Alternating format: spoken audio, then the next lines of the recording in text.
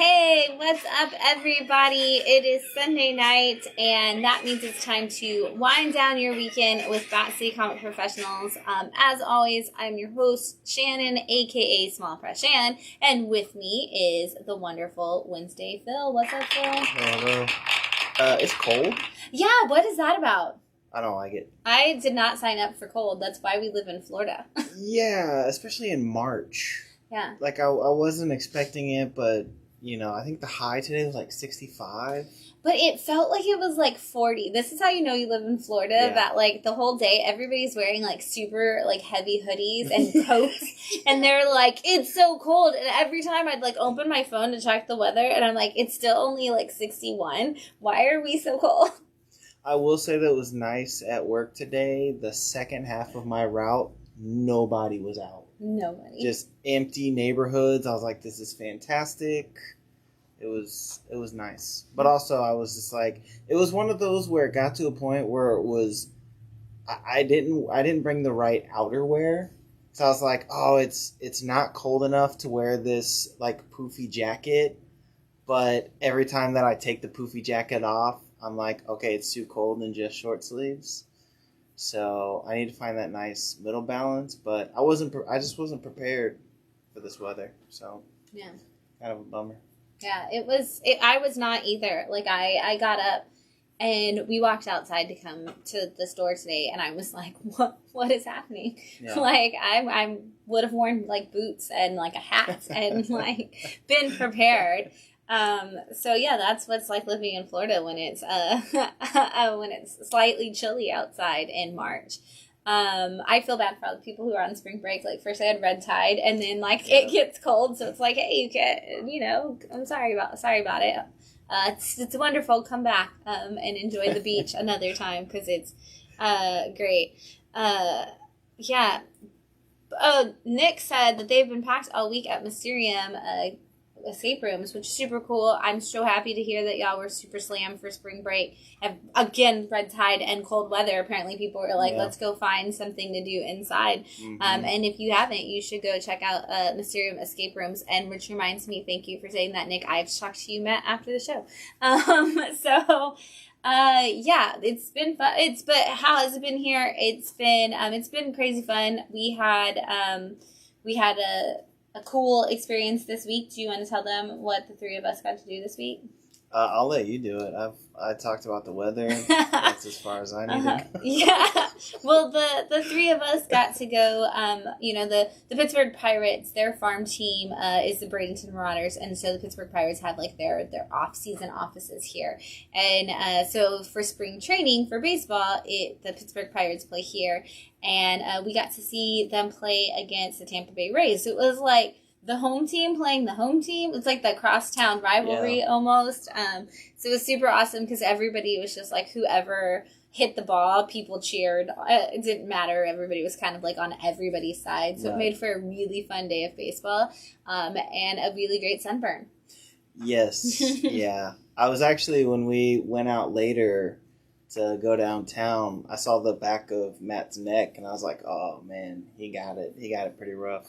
Yeah. Oh, yeah. And that happened too. For St. Patrick's Day, the city of Bradenton had an amazingly fun festival that's got like tons of food vendors and like all the different people. Like they closed down downtown and there's like vendors from different places. There's there's like an alternative to Build-A-Bear that like sets up, which was super cool. We all almost made a stuffed animal that we couldn't afford, which they weren't even that expensive. We're just all not. It's expensive for poor people. Yeah. We just all don't have money, but we were like, oh, they're so cool.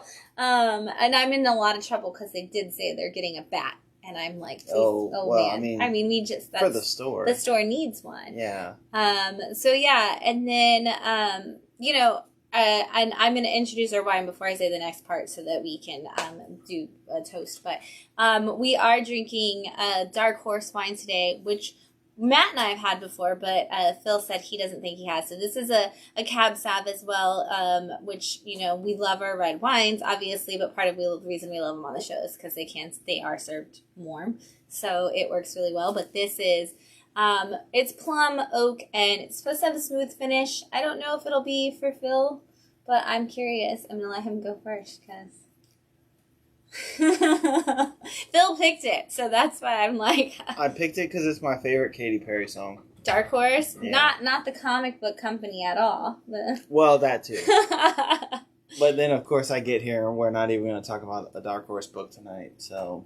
Oh, yeah, I know there's not a Dark Horse book. Oh, I'm going to interrupt. Nick said there is a young girl who at the Mysterium who thinks it's cool that a girl's up on the screen.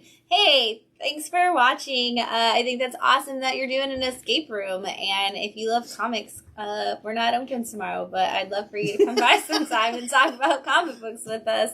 I'm here to talk about comics every Sunday, but I'm also here in the store every Wednesday through Sunday, and I love talking about comic books with other girls who are getting excited about it or any nerdy thing, so feel free to come by. But you can use your soda. It's actually more on brand to this, but I just want to take like 1 second to do a special toast in remembrance for an original member of the Bat family, somebody who was with me since I've been in comic books, and that is our good friend and family member, Billy Martinez. I started working in comics in 2016, and I would say that I probably met Billy in 2016, maybe my second day, working at a comic book store. Billy was already there. We, at that comic book store, we used to host trivia, every other week, and I think there's only one person that's ever beaten Billy in trivia. We had rules of who Billy could be on a team with because he had so much knowledge. There was nobody who knew more about the Legion of Superheroes, for sure, and the classics of DC Comics. That was, the storylines. You might know, all your, dates and things and, all this, but Billy could recite, every storyline from every comic. He was one of those people who... he'd show up and he'd just be sitting there at the store and would see somebody looking for something and he'd be like, what are you looking for? Let me help you. And was constantly just getting up and helping people find the perfect comic for them, whatever that was. And couldn't leave a comic unalphabetized. There were so many times when Billy would be sick at home and he'd be like, I just need to get better so I can come in and alphabetize those dollar issues because I'm having bad dreams about whether or not they're alphabetized properly.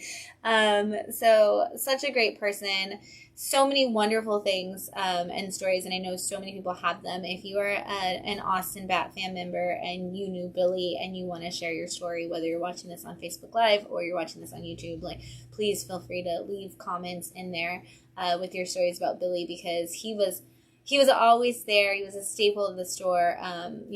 Part of the reason we have the bar stools. The first day we opened and we put out the bar stools, Matt even said, Billy, I got you a stool. There's a place to sit. And he had his own coffee mug at the store in Austin that he left there. And, he was like, this is my mug. It will be here for my coffee whenever I come in. And so whenever Billy came, Matt would go make some coffee and, the two of them would have coffee together. He always brought, snacks for the kids and for us. He always brought us food in general. He'd come in and say, I was hungry, so you guys are getting what I got, and just bring meals. Such a great person, a staple to our book clubs.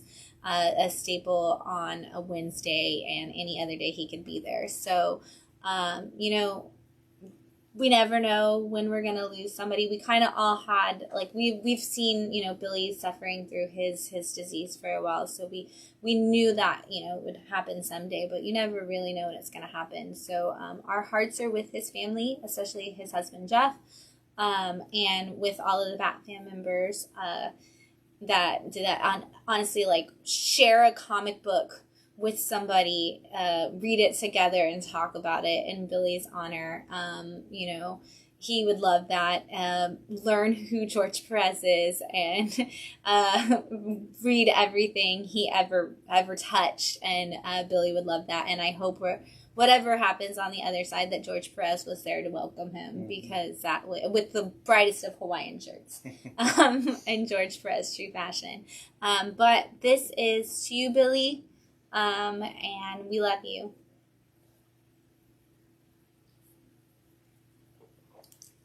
Read Legion of Superheroes. Read Legion of Superheroes. The go back as old as you can. Start at the beginning, work your way back. And, tell people you love them. Because who knows when the last time you're going to see them is. So, all right. We're going to talk about comic books because that's what Billy would want to do. So we're going to talk about some comic books. There are a ton of great titles out this week, so we're going to jump in because otherwise Phil and I are going to keep you here for the rest of forever. You'll be here till tomorrow morning. For sure. So we are going to start off with Kaya issue 6 from Image Comics.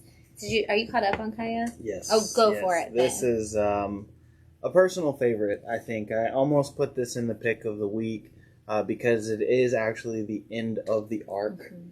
And so this is the story of Kaya and her younger brother Jin. Their village was destroyed and they had to escape. And her younger brother Jin is the chosen one, or the golden one. And he is set to find an island where he will learn how to become the savior of his people and kind of redeem them. And they have gone on this wonderful adventure through the lands, dealing with lizard riders, who are people that own a lot of the land near where they are. They took down a crazy beast. All sorts of crazy stuff happening. But in this issue in particular, we actually get the story of Kaya's magic arm. This is how it came to be. It's her telling her little brother the story of how she got it. Back when she was even younger, she wanted to be a hunter like her Uncle Kova, but her mother was one of the witches in the village and was telling her that Kaya was the golden one. And the way that they go about determining if that's the case is by having a snake bite them and leave a mark, and if the venom doesn't affect them, then they are the golden one. And it turns out that it infected her and almost killed her, and the arm is what saved her. So I thought this was a really great way to end the arc. You've seen this magic arm in action for 5 issues previously, and so to finally get that story, I think was a great way to end this arc. And I like that he said that the end of each arc, he's going to try to do that, where it's like another in-universe piece, but not necessarily, like there'll be like a gap, kind of like the way Kanto does, too, where it's like the end of the arc and then you get this one shot, but still staying within the number system. And I like that because you're not like, oh, is this a new book or anything like that. Right. It's nice that it's just the arc ends with a one shot. Yeah, I've really enjoyed this series. I mean, Wes Craig is talented both in writing and art, and I hope he does this forever. I think this is one of those worlds that you can just build outwards, and we don't ever have to reach our destination. And all ages approved so far, so nothing that has been out of the all ages realm. So it's a good one to share with everybody. Yes, it says rated teen on the back, but I think it's appropriate for all ages. Absolutely, we have some 9-year-olds that subscribe to it. So. Oh, really? Okay. Yeah. Yes, Kaya, issue 6, so probably going to see a trade very soon. I think it's in May. Okay. May or June.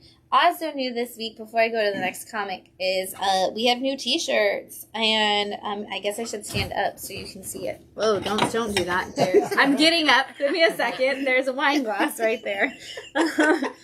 Yeah, there is a brand new t-shirt in store. All t-shirts at Bat City are $20, but there are these cool ones. If you've been to Bat City Bradenton, you will recognize this logo. If you haven't, well, now you can because it's on a t-shirt. So, if you want, these actually come in mediums too. Yay! So we have small, through 2X. Available, so if you're interested. And no kid sizes, but I've heard you kiddos, they all want one. I have like 10 kids that are already asking. We are going to be talking about that when we talk about like events coming up, because there is our kids book club coming up and how we can get some shirts for them maybe coming soon. Yes, yeah, they are the softest. They're so, it's like the jersey stuff, right? It's like the heather material, so it's like a super soft. Yeah, tri-blend heather. No, Nick says have these been a thing to purchase this entire time. These just came in today. Today was the first day that you could buy them. So no, you've not missed it. They are brand new. Are you both wearing the hoodie too? Yeah, but the hoodies are not. No, I know. I'm like, Matt already told me. If you want a hoodie, you're gonna have to prepay for that and get like 20 other friends to do that. But yeah, these are Bad City hoodies too. But I'm not showing those off because again, you have to get like a group to do that. Up next, comic-wise, is Little Monsters, issue 11 from Image Comics. I love this book because I love that Jeff Lemire always has to play in a trend and do some cool things with it. And this one has been all about a group of children who were all turned into vampires as kids. And then all of the adults just disappeared. And all of the humans kind of disappeared. It's like we had an extinction or an endangerment of humans, and all the adult vampires have gone away as well. And so these kids have just been left to fend for themselves. One of the things about these kid vampires is they've always been trained to be like vegetarian vampires, so feeding off of animals and not off of people.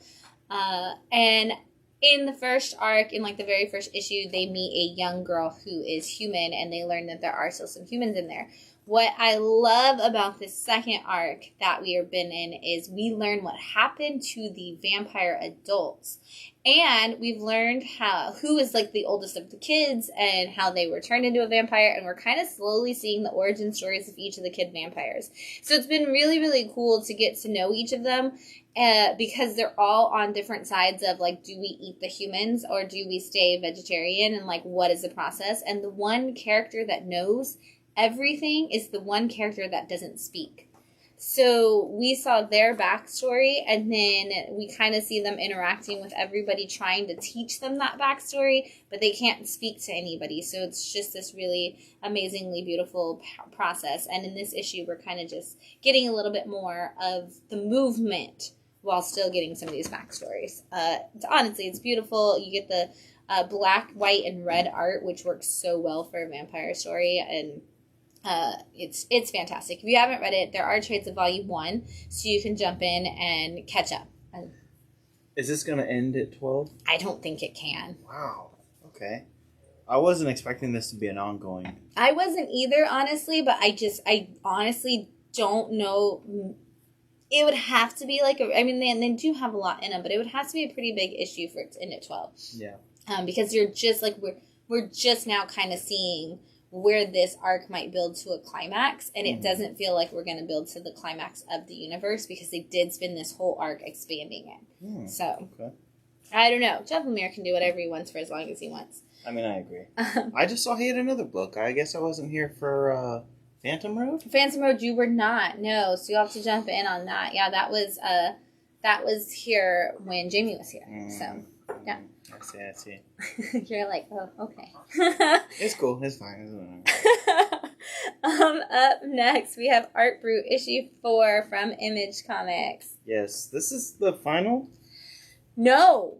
It was supposed to be, but it does say at the end that there is, that they have a letter at the end where they say, we know this is originally all that existed, but now we cannot leave you here.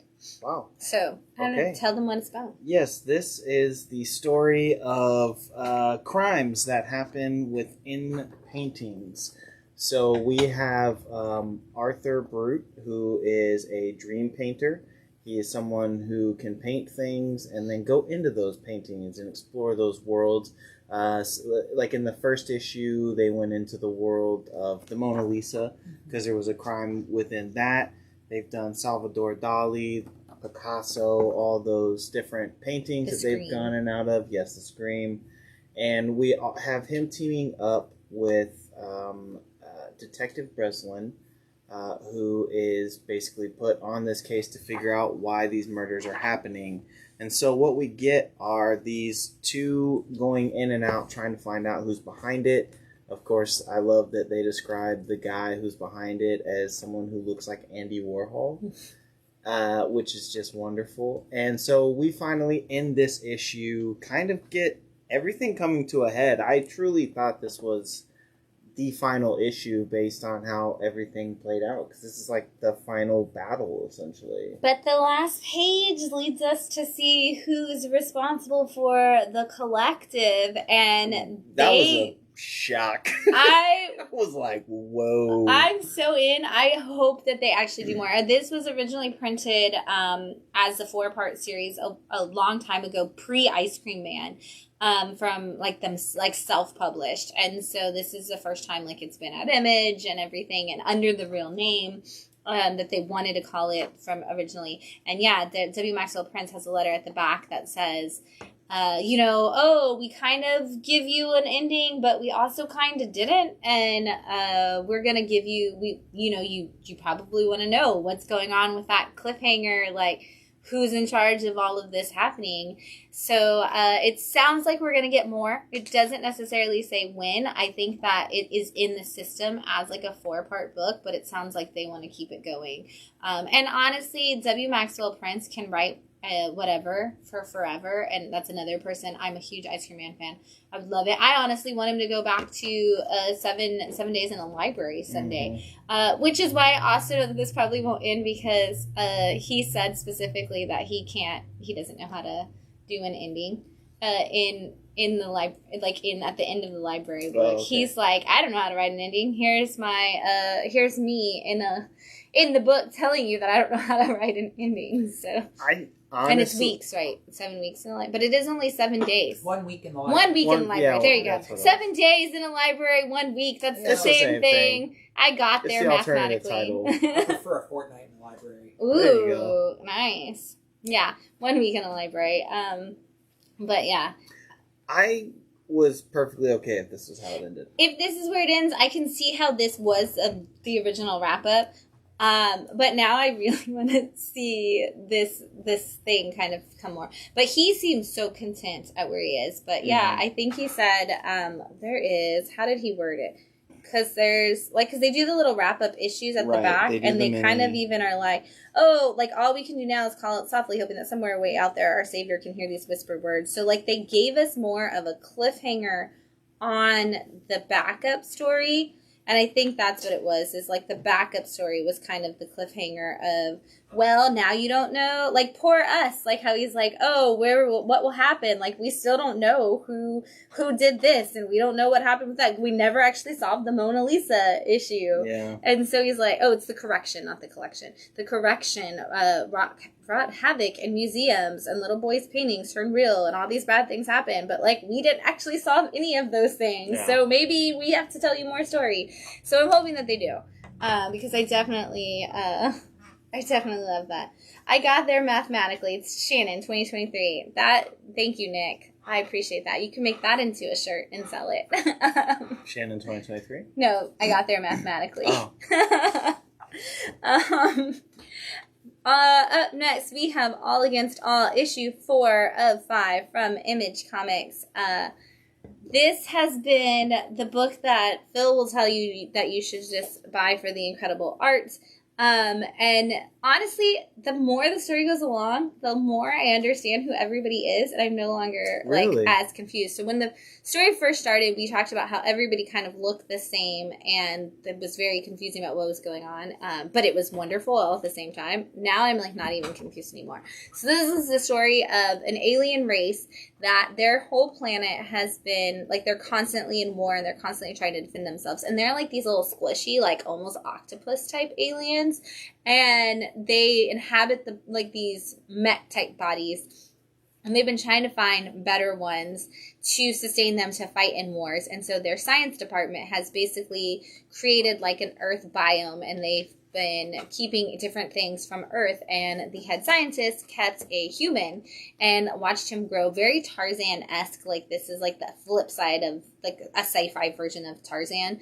And this human has grown up in there, and he's kind of become this alien scientist has become attached to him. Well, now the space people have come, and they're like, hey, we need these bodies that we can inhabit. And he's like, well, I don't have any. And they're like, what about that? human-looking thing, except they don't know the word human, and they're like, oh, no, definitely not that one. And so, like, they've all been kind of fighting, like, in-house fighting. But this particular issue was kind of really amazing moments between the daughter, who is one of the scientists, and the dad, who's been this head scientist, because there's a part in there where she's like, oh, well, you loved him more, like, your child. And he's like, no, he's just, like, a, you know, like, my protege, like my project. And she's like, I wish I could have been that then. And it's like, so, like, it was so emotional. And it's like these little, like, alien creatures, and it was so wonderful. But this, like, yes, the Casper Wingard art is phenomenal. It's such bright colors. It works really well for, like, I don't know what kind of planet we're supposed to be on, but the storytelling has been so good too. And they do a great job of giving you color coordinated speech bubbles, because all the aliens do look the same. So I think that's really great. But now at this point, I can kind of recognize little bits and pieces of their, like, mechs to give me, to know the story, which is great, because there's only one more issue. So I finally figured it out, and I've got one issue left to go, but it's been such a good story. Highly recommend that you check out All Against All if you like sci-fi storytelling. Yeah. All right. Up next, Category 0, Conflict, Issue 4 from Scout Comics. This is your classic, we have some people with superpowers, we gotta round up the people with superpowers kind of story. Except in this one, it looks like we're learning now that these superpowers were created in the lab through test subjects and things like that. And the guy that created the superpowers kind of used his daughter as a guinea pig. And we've got two different sides of this going on, because we do have all of the people who have, you know, escaped or who have evaded being captured, because they are trying to round everybody up. So you at the point right now where you've got these two different stories of the people who are in hiding versus, like, the corporation who's trying to get them all rounded up. And of course the corporation is spinning it as, we're trying to help them, we're trying to do the right thing and give them the training and the resources they need to take care of themselves. But every time they take them in, they put them in cages. And they're like, well, that one's too dangerous. So, like, they can't be taught how to control their powers because they're dangerous. But in the last issue, issue 3, we learned that not everybody who they've rounded up has powers.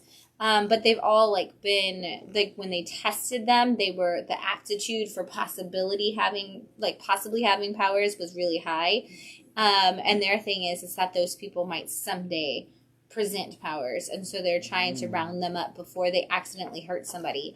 And so in this issue, we were left on cliffhanger in issue 3 of somebody whose powers might actually end up hurting everybody, and in this issue we're kind of seeing how that might come into play a little bit more, and we're seeing where allegiances are being drawn from different people. So this is one of those, like, heftier books where I also am like, is this gonna end on issue 4? Is this gonna end on issue 5?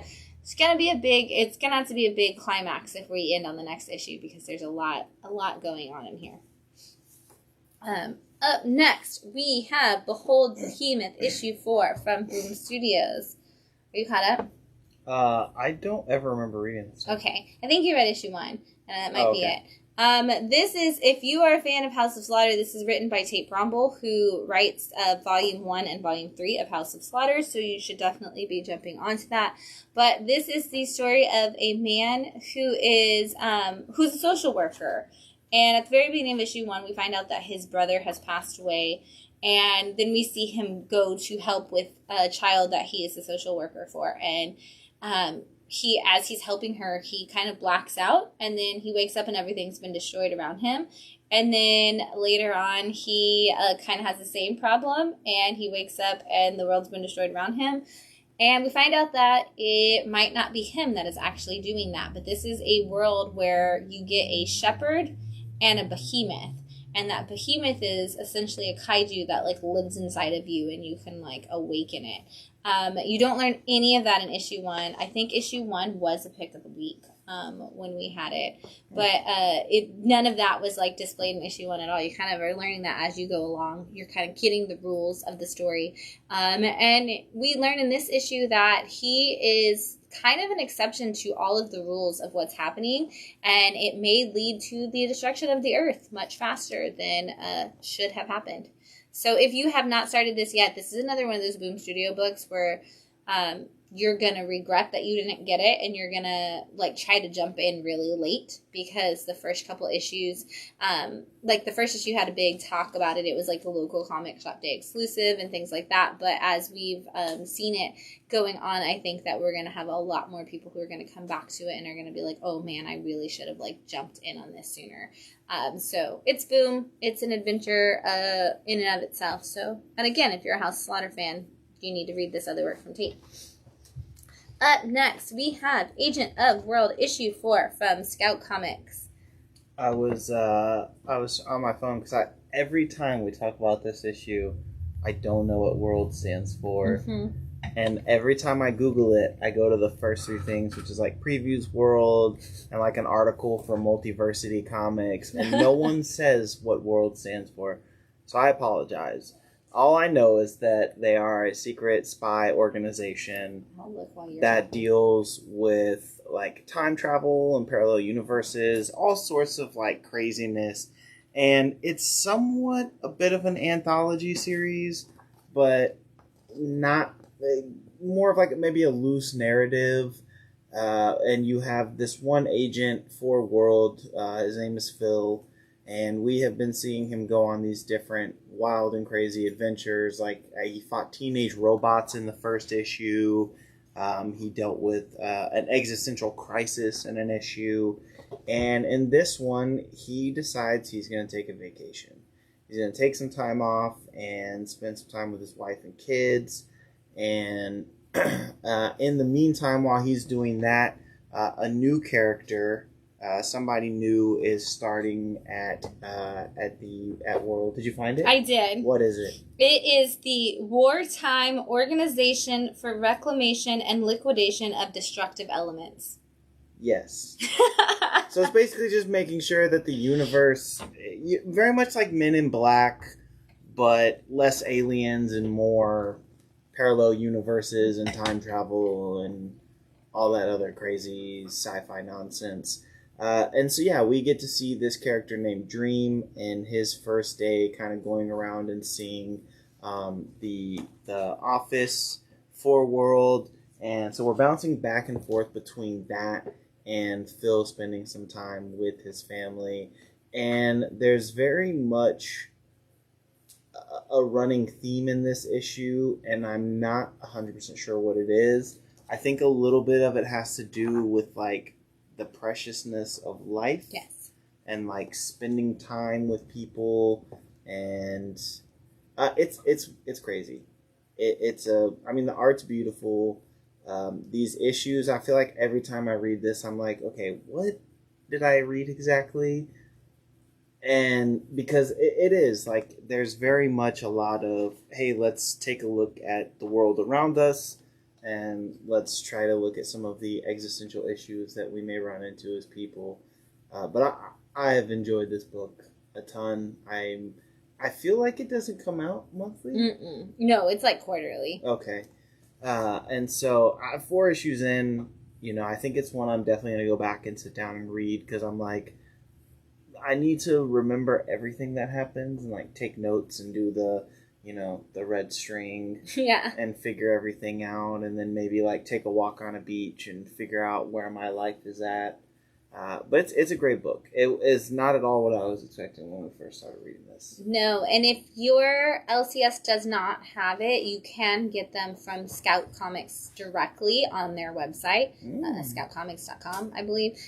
Yeah, you can order it directly from the Scout store through them. And if you're in Florida, we have it, obviously. But if you aren't near us, or if you want to just go down there and check it out, even if you are near us, Scout is in Fort Myers, and so you can drive down there and grab some off the shelf in the Scout store. I need to do that. We are gonna go do that. We need to pick a day and just go. I keep forgetting. I know. I have to remind you. I was reminded that I have to remind you this week. So You're gonna set a calendar note in your phone to tell me that you're off and we're going to Scout. Yes. Up next we have Quested issue 4 from Whatnot's publishing line, Massive. This is one of those ridiculous, like, off the wall, like, you half expect me to say, like, Kyle Starks writes this, like, kind of books. It started out with this, like, little guy who, and him and his team were kind of manipulating all of the kings and queens of the different realms to believe that their daughters were in danger, and, like, they had to come in and, like, bring in their princess to dress up like the princess of that realm, and then they would also dress up like the bad guys who were stealing them, and then they would just scam them out of all this money. And that's kind of always been their thing, is they've been like, oh, we're scamming people out of money and we're on these quests, but like the quests are just for them to get more money. And now they're kind of actually stuck on some real quest as a team, and you just get all of the ridiculousness that you would expect from something like that. It is very much in that kind of humor of the, like, more on that, like, Rick and Morty and, like, satire almost, like, humor side. But it's funny, in this particular issue, they meet a guy who's like, oh, there's this really special egg, but, like, I had to steal it from this dragon type creature, and I couldn't figure out how, so I just ate it. And then, like, and I was like, oh, now I've ingested all the power of this egg. But then, like, when he went to the bathroom, the egg came out intact again. And so it was like, oh, this is your real toilet humor, like, literal toilet humor in this issue. So, but if you're looking for a good laugh, these definitely have, like, some of those, like, crass, funny jokes, more like in line with Mr. Easta, kind of on that level, really. Yeah, so check it out if you like that. This is issue 4. I am curious. With what they've put out so far, what are your thoughts on Whatnot as a publisher? It's a lot of stuff. It's kind of all over the place. Honestly, it's like when most small presses start, they're kind of trying to figure out which one they want to be. And so you've got, like, this and alpha betas that kind of fall on the, like, ridiculous humor side, and then you've got Liquid Kill that seems like it's going to be, like, honestly, like, a really strong, like, deep story of, like, the assassin's revenge kind of thing.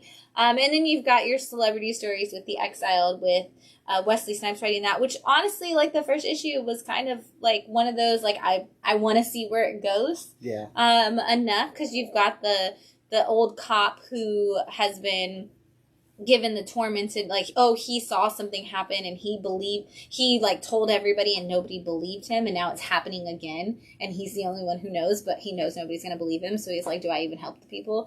And it's just it's such a, like, Wesley Snipes movie waiting to happen. So I think that they're still kind of figuring out, like, what lane they want to be in, but there are some of their books that I'm like, I'm intrigued to see where this goes. For sure. Like, I think that they're getting some good writers. They do actually have Kyle Starks on Alpha Betas. And so they're getting some writers who are really, like, stepping up to the plate and play. I'm honestly expecting at some point we'll see a David Boer book, because he does, the writer of Kanto, because he does a lot of Whatnot exclusives and things. So I'm assuming at some point they're gonna pitch David for a story.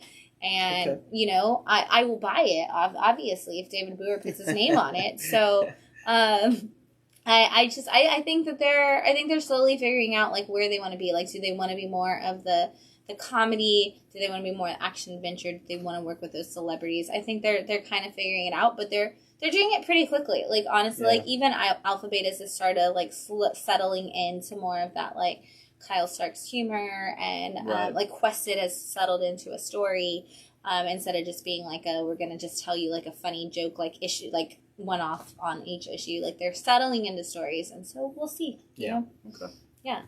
Up next we have Hexware issue 4 from Image Comics, and Tim C. Lee skirting the idea of Universal Monsters, not directly giving us the Universal Monsters.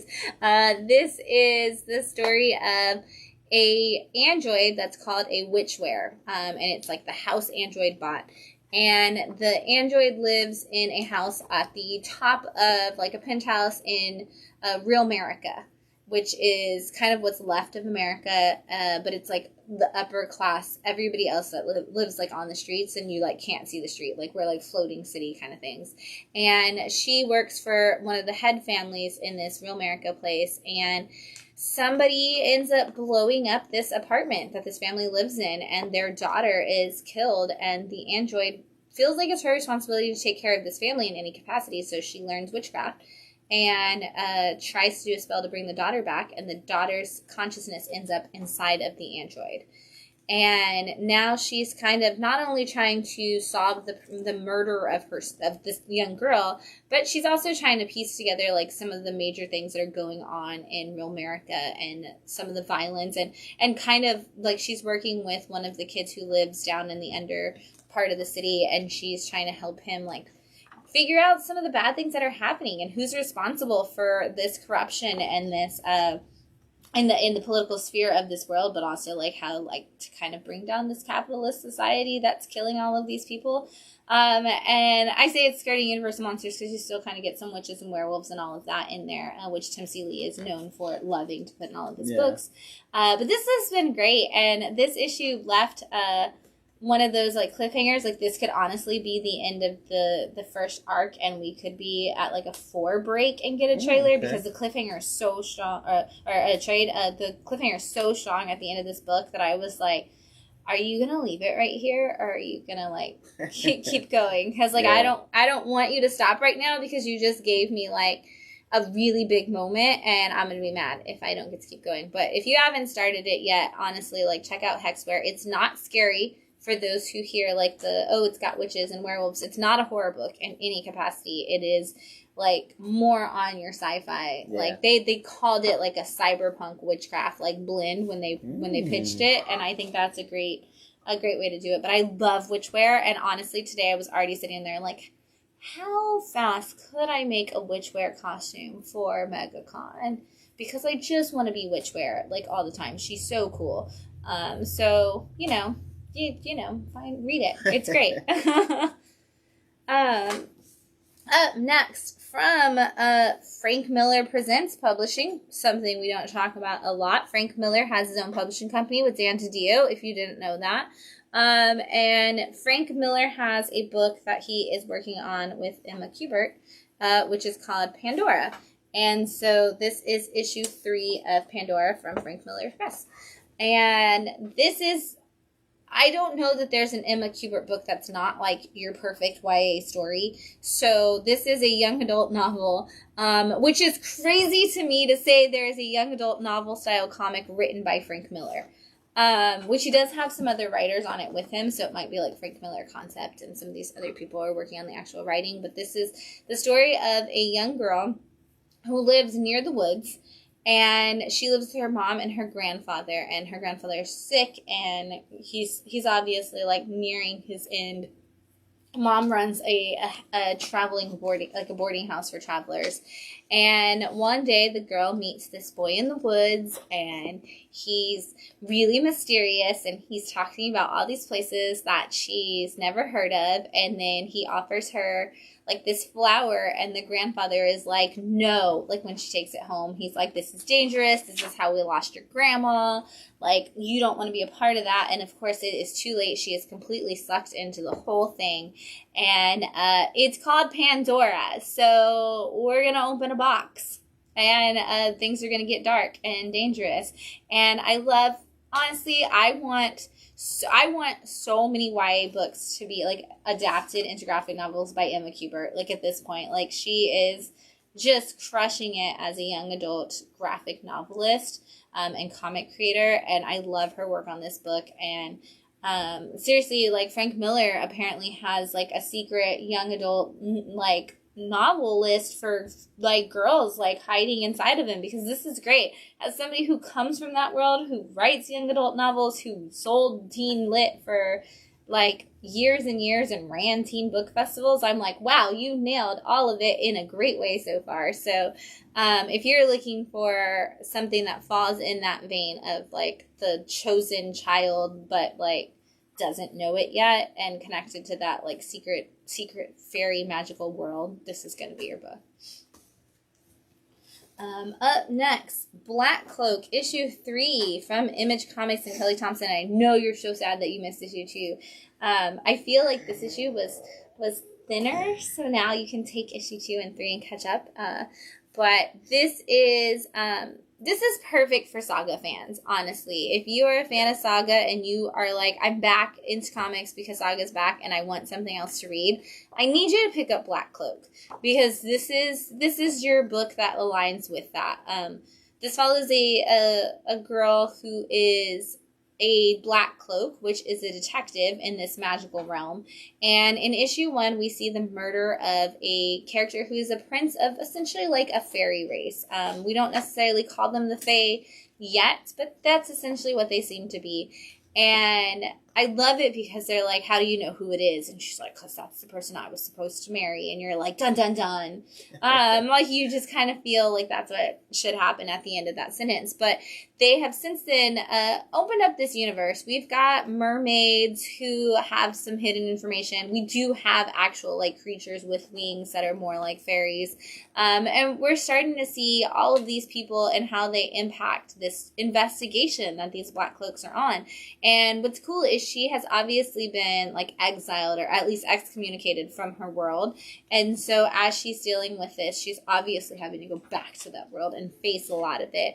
And so we're getting a multi-layered story. I love the relationship between these two, like her and her partner, and how they are working as detectives together, but all the like tension of like, you're not letting me in and this and that. Great detective story.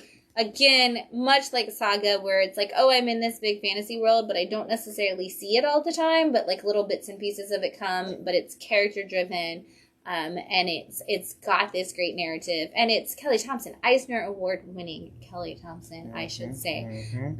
It's great. If you have not jumped in on it yet, we're only at issue 3. I highly recommend you grab that 1 and 2 and you get started on it. Again, you're gonna love it. It's great. I was issue 1. I was so blown away by, and then I missed that. I wasn't here for issue 2, and it hurts. It hurts because I was like, this is one I want to keep up with this because this is going to be in the Eisner conversation. It's going to be there without a doubt. It's going to be in that best new series category. Whether it's like, and you know, it's probably going to be next year because it didn't start until this year, so you won't probably hear that until 2024. But I think we'll hear it for sure. Up next, Nemesis Reloaded, issue 3 from Image Comics. Yes, Mark Millar is back doing what he does best, which is bringing back some of his characters. He's, you know, as I've said before, he is gearing up towards a big event this year, kind of bringing his whole world together. Nemesis is going to play a role in that. In this series, we are getting a new Nemesis story, but a slight reboot of his origin. I think Mark Millar was kind of under the plans of, you know, just kind of changing things up a little bit, being able to tell a new story with this character. And what we have is Nemesis is basically taking LA over. He has set out to pretty much destroy it. And in the first issue, he's like, I want you to go out and kill all the cops and bring me their badges and I'll give you $10,000.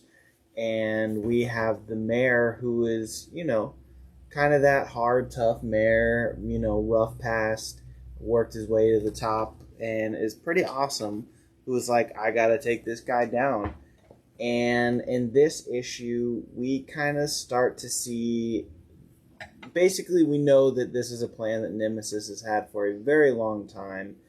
We find out that some of the cops that he has taken hostage have some ties to his past. And he also is like, I'm going to turn all the power in the city off. And there's a really great action scene. Look, I will go ahead and say, I love this series purely for the action. I think if you're a fan of that, like, over-the-top, like, think like Punisher Max, the Garth Ennis stuff. Think like Deadpool, where it's very violent and a bit ridiculous. But there's a scene where the armed guard shows up, and how, because they're basically like, yeah, we're a military with tanks. There's no way you can take us down. And he starts telling this story about how, like, oh, when you blackmail somebody, you can pretty much do anything and get them to do anything, and how he takes out the armed forces. I'm not going to say, but it was awesome.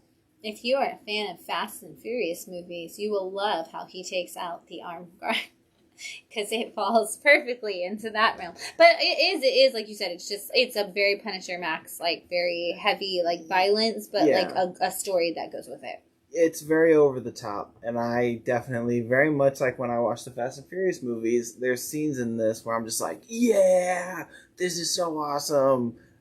And so, yeah. And I don't know how he writes it, but I read all of his dialogue in that V, like, kind of voice, like, where it's, like, smooth talking, like, oh, and then I did this kind of thing. Yeah. Like, and it's like, I don't know if that's how he means it to come off. He probably means it to come off way more like a Punisher, but I know that he's put all this intricate thought into everything, so I'm like, I read it like, it's like V, like, talking to all of these people, with his smooth Hugo Weaving voice. From Vendetta. Oh. I said V from Vendetta at one point. I read it more as like Cable or Punisher. Yeah, probably it's meant that way, but he's so smooth, like, sounding in my head. Well, you definitely can feel that when he's like describing his plan and like explaining stuff, and he's like, he does seem very calm in a very chaotic world, which I love as well. Yeah. So yeah, it's just, I've had a ton of fun with this. Again, I've never read this character before, but I love it. Yeah. Up next, we have Trojan issue 3 from AWA. This is a book. This Daniel Kraus, again, is one of those writers to me who has yet to steer me wrong in any capacity. And this is one of those books where I thought it was going to be one thing, and I'm very glad that I didn't make like a tag for the shelf before I read issues like 2 and 3. Because I would have been completely wrong.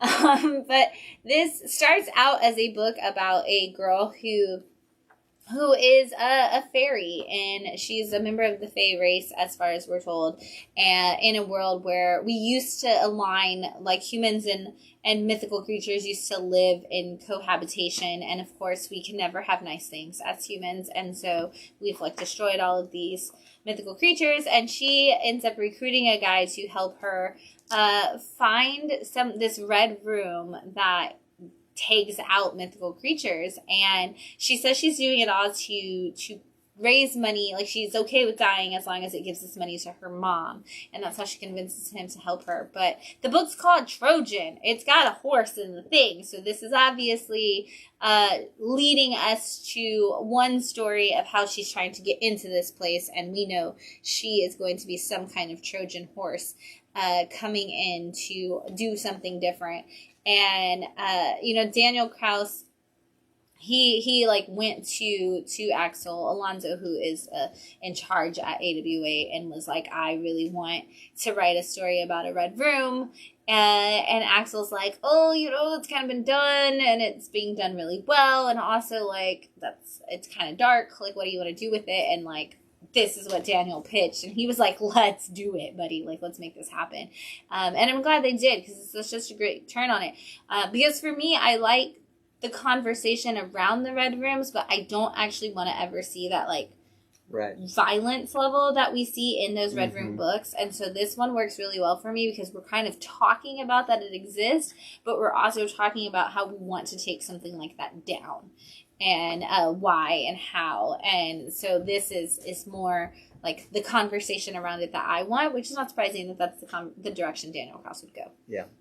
I mean, I'm bummed that there's only one more issue of this, because now that everything is unveiled, I want this to continue on even more. But it is AWA, and so an important thing to remember about AWA is that they label their books by the number of issues in a volume. So whether or not this is going to be all of it is completely another story. So they are really good at telling you how many issues are going to be in that particular arc on everything. So it's like, oh, this is one of 4, but that 4 is going to be possibly just volume 1. We might come back and see that there is a volume 2. That will be announced usually at the end of that volume 1. Although I did ask Axel when I'm going to get more Bad Mother, and it's just saying we're going to talk about AWA volume 1s that I want more of. But so we are seeing this as like, this might be all of it, but their whole thing is that they want you to know like how many issues you're getting into when you sign up for it. At least initially, and then know like, hey, that's all that's going to be in the trade too. So if you're like, oh, I can't get off all these issues right now, you know that it's going to be a 4-part series before it goes to a trade. And the good thing about AWA is that trades usually come out the next month after the volume ends, and they're usually almost all $9.99. And their goal is to keep it that way. So good job. Up next is Darkwing Duck issue 3 from Dynamite Comics. Yes, Darkwing Duck. I am so happy that Dynamite is doing the kind of Saturday morning cartoon, the Disney animation with this, and we also have Gargoyles as well. We're about to get Scar in the Disney Villains line. Oh! They're going to do Scar, Ooh. and Maleficent has already been announced. Okay, Mm-hmm. okay. And so what we get with this is very much like episodic. I feel like this is the first issue where it's like, oh, to be continued, this is going to be a 2-parter. In this issue, in the previous issue, actually, we have Darkwing Duck deciding to retire from his vigilante lifestyle so he can spend more time being a father. And in this issue, he is taking his daughter out camping, and we find out that it's on the property of one romantic interest, Morgana, and which I was excited to see that this is where they were going to go. So he's camping out on her family's property. You get to see her father, one of her cousins. Launchpad is back very, very briefly. And then we find out that he has basically come out here to ask Morgana to come live with him. There's no real specifics, like, you're going to be my wife or a girlfriend. He says it's a step in that direction. Yes. But Drake Mallard, Darkwing Duck, has always been shy about his proposals to Morgana. Yes. But and so she does. She takes him up on his offer and moves in and helps with the duties of taking care of a child. And what we get at the end of this setup for the next issue is fantastic because it is my favorite Darkwing Duck villain who is going to be coming. Oh my gosh, yes. I love the way that he's drawn, and there was just always such great stories with him. All right. Yeah. I'm not going to say who it is because I don't want to obviously ruin it. But I love that you basically get the plot of the Munsters in this too. With Morgana, like it's just basically the plot of the Monsters where she's like, oh, like, I'm going to come and live a normal life. And then she's like Goslin's like, I don't want you to make cookies because you're going to bake a spider into them. Yeah. And she's like, I would never do that to my spider who like lives in her hair. Yeah. Like, it's so cute.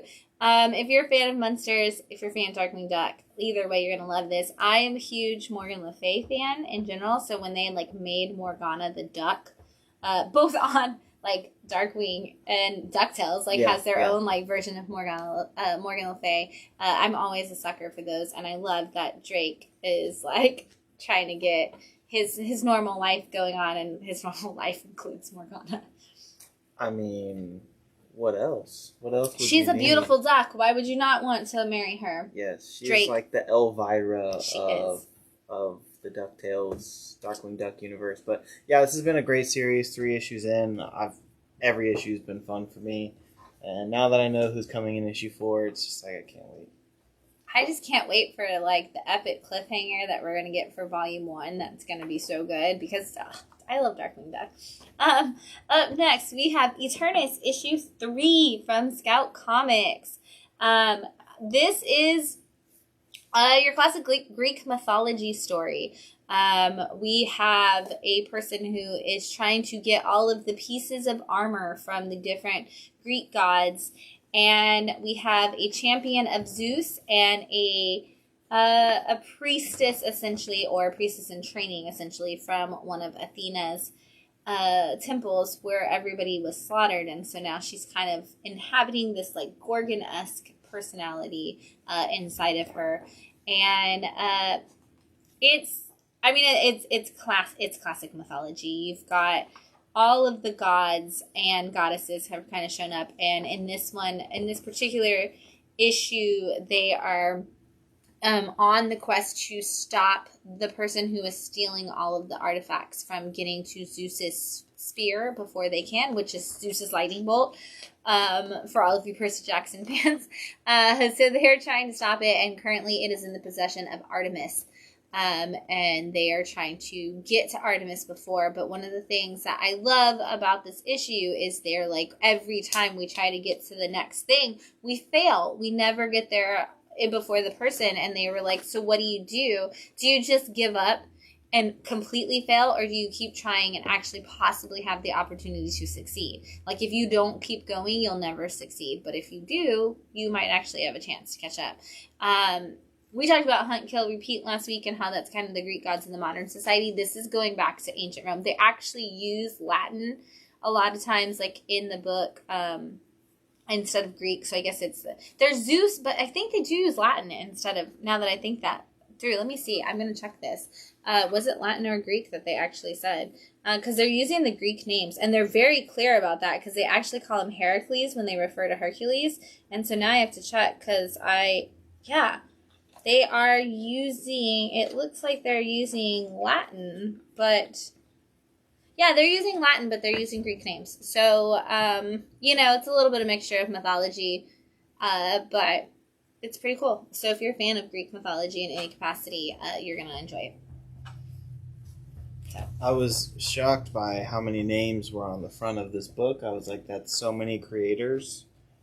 But it just turns out that Andy Serkis isn't writing it. He just created it. It was his concept, and I'm sure they'll probably, if they make a movie, use Andy Serkis. Probably had the idea of some capacity that he wanted to make this into a script or something. That'd be cool. We do have a Dark Horse book. We lied to you at the beginning, and that's relevant because we're drinking Dark Horse wine, and I need to pull that back up for a second. Because I need some more, mostly. But, yeah, we're drinking Dark Horse wine as we wind down our weekend, and we do actually have at least one Dark Horse comic out this week to talk about. I'm very excited because the comic that we're going to talk about is ridiculous. Thankfully, we did have one Dark Horse book for the week when we have Dark Horse wine. I'm going to pour some more. I guess I could have handed you the comic before so you could start talking about it while I was doing that, but it's okay. Up next, we have White Savior issue 3 from Dark Horse Comics. And I'm going to hand it to you this way because we have two, because that's how we are terrible. There are 2 Dark Horse comics out this week. All right.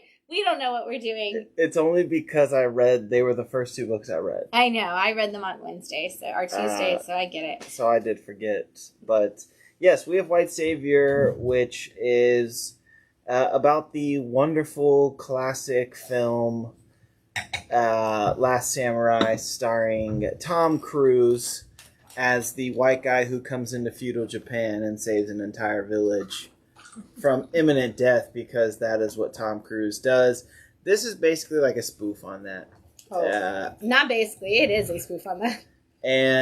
But they change up the story a little bit. So you do have the white savior that is known throughout history, but instead of saving an entire village, he leads the village to death. And in the first issue, we have a young boy who is saving a girl from being mugged in an alley. And it turns out he was set up. She was all part of it. And he gets his wallet stolen. And later on, while he is at lunch with a friend, he spots the girl. She is a waitress. He chases her into an alley, goes through a door, and ends up in feudal Japan just days before this guy is going to lead this group of people to death. And something happens at the end of issue 2 that was not supposed to happen. And this issue is the fallout from that. I don't want to say what it is. I don't want to give anything away. But it is basically the 2 characters, him and the waitress, are teaming up to figure out how to solve the problem that they have landed for themselves. And let me just say, the way that they decide to go about this is even more absurd than the idea for this comic. Yeah. This is a laugh out loud absurdity kind of book. Like, every time I read it, I'm like, okay, where are we going to go this week? Because it's going to be ridiculous. And then they do narrate. Like, they have, like, the fourth wall breaking narration. Very much, yeah. Which is also just classic. So if you're a fan of, like, She-Hulk and Deadpool's, like, fourth wall breaking, these people kind of take that up a notch, which is wonderful. It's such a great parody because there's so many conversations. Like, this is somebody who was in a Reddit thread where people were talking about how Last Samurai was terrible because we didn't need a white savior in that, and they were like, I'm going to write that as a comic book. Like, I don't even know for a fact, but I'm going to say I know for a fact that that's what happened. Yeah. But I have no idea if that's what happened. I love this issue in particular because at the very beginning, he and the waitress Maggie are having a conversation, and all of a sudden he decides to start recapping everything that's happened at that point. And she's like, I was there. She's like, I was here for everything. I know all this stuff. And she's like, who are you saying this for? And he just keeps going and just recaps everything that's happened to that point. It's so great. I love it. It's so ridiculous. And it's so necessary that we have this conversation because we did have such a, like, because they even, like, then they even had that, like, Wall movie with Matt Damon, where they once again brought in a white savior to like help China. It's like, dude, Asia has never needed feudal, like, Asia and like all the dynasties never needed a white savior. And I love that this book was like, okay, we have to have a conversation about that. Let me tell you how ridiculous you sound when you say that happened. Also, Ken Watanabe would have never needed Tom Cruise's help to solve anything. I'm just going to say that if we're talking about Last Samurai. Ken Watanabe didn't need your help, Tom Cruise. Well, we can save that conversation for another evening. That is a fact of just coolness factor. Yeah, I feel like in cinema especially, just do the Seven Samurai Magnificent Seven route, where you take the concept and then just Americanize it, make it better, your version for the Western world. But yeah, there's so many really wonderful films out there of Japanese and Chinese heroes. I mean, the countless amounts of kung fu movies out there. It is very much proven that they do not need the help of a white man. No, which is what makes this book so great. Up next, we have Monarch, issue 2 from Image Comics. This is a new Rodney Barnes title, which Phil wasn't here for issue 1, and so every time I say this is a new Rodney Barnes title, he gets upset. But this is a story of a little boy who is living kind of like it. Like issue 1 almost opens looking like Independence Day, where there's like spaceships like hanging over like an LA kind of cityscape, and it's all about a little boy, and he is the narrator of the story, and he's telling us that something already happened that changed everything. But he is going back in time and kind of recapping his story up to that point. And I love this kid narrator because you do have kind of that honesty of kids where he's like, oh yeah, and then this terrible thing happened. But this is like the girl that I'm in love with, and she has no idea because we're 12 and I don't tell her things like that.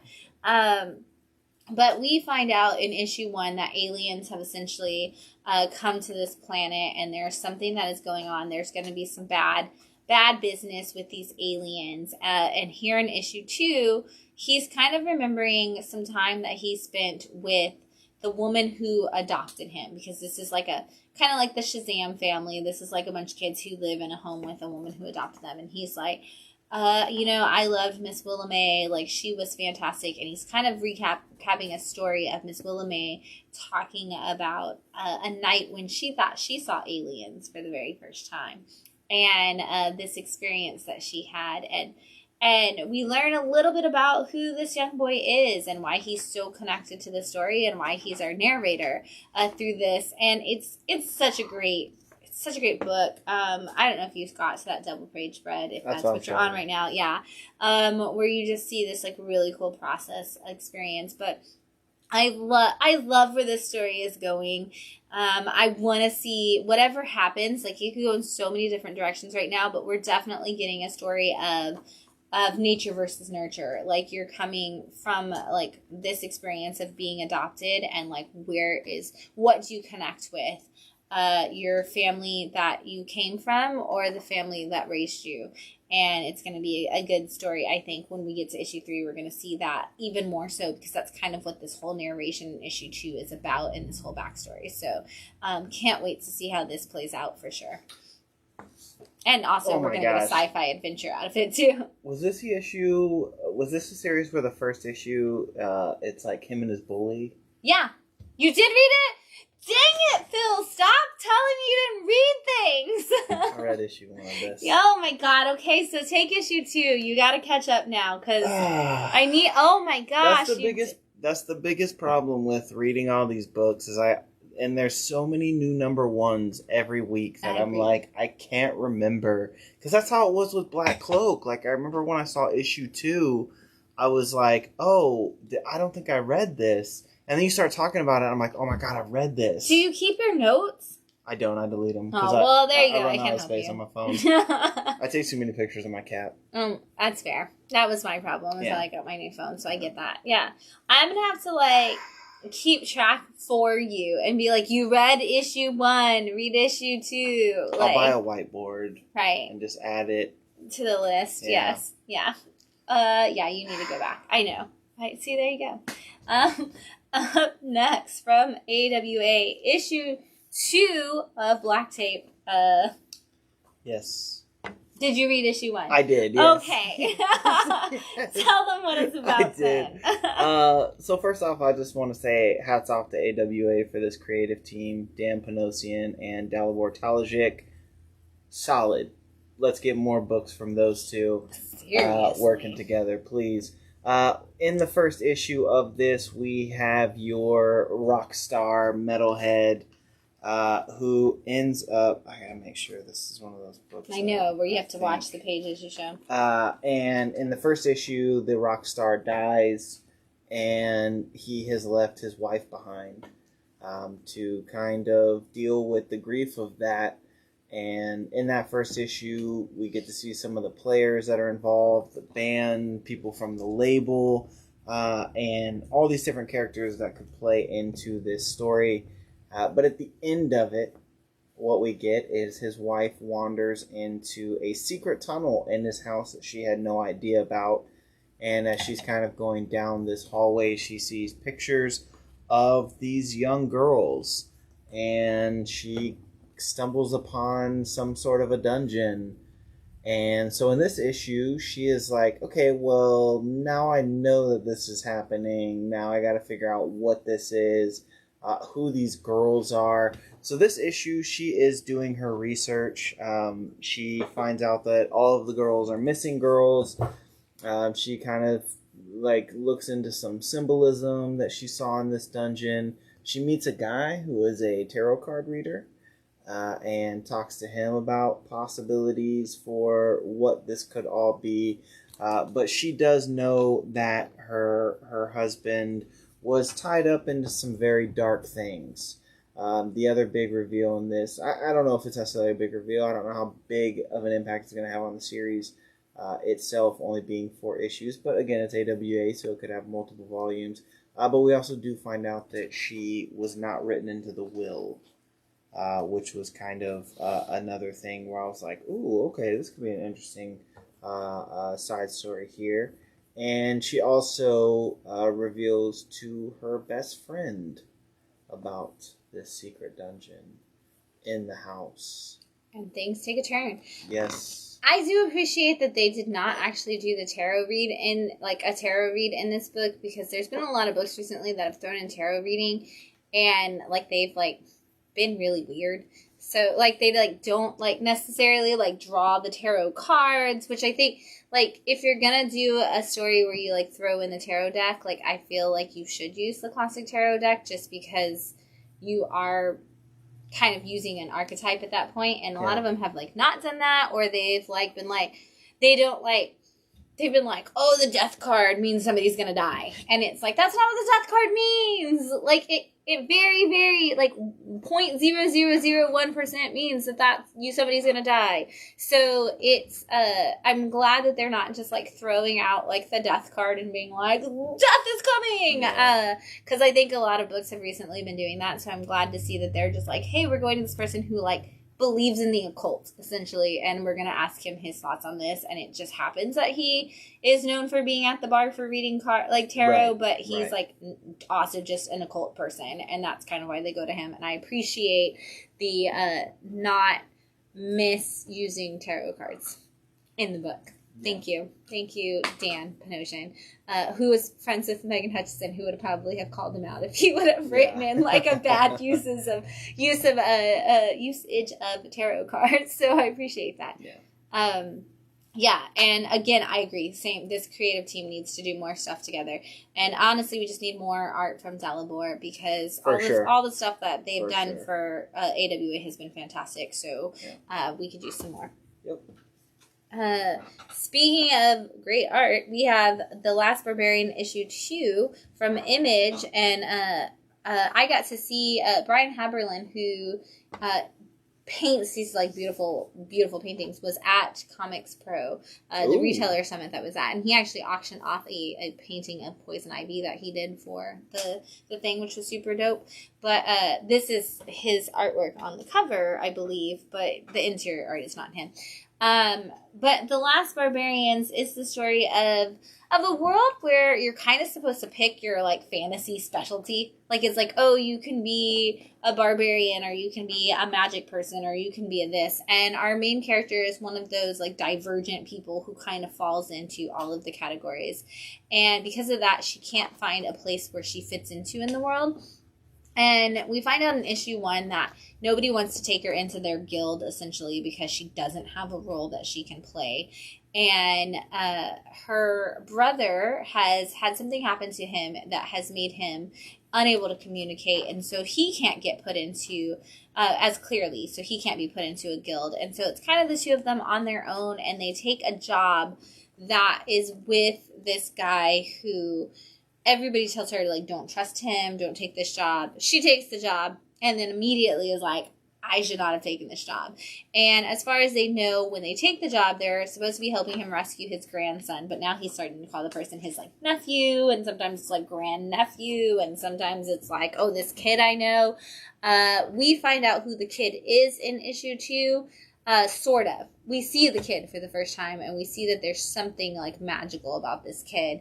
And he's able to do a couple different things. So, honestly, this is kind of what, when I read Red Sonja comics, like, I wish, like, the story, it was, like, this thick, like, of a story where there's all these layers to, like, what they're doing.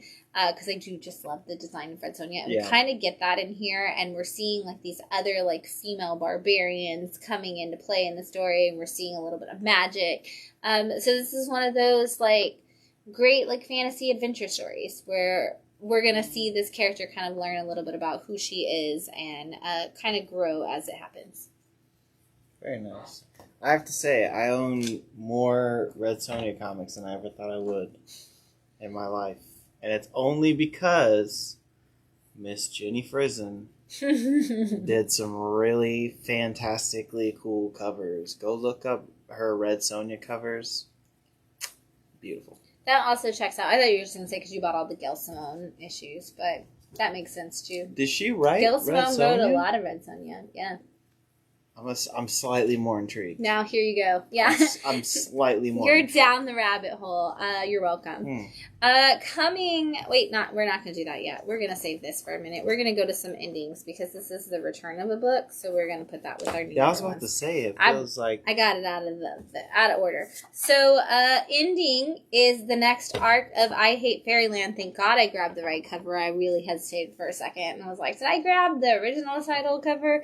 I Hate Fairyland, issue 5 of volume 5.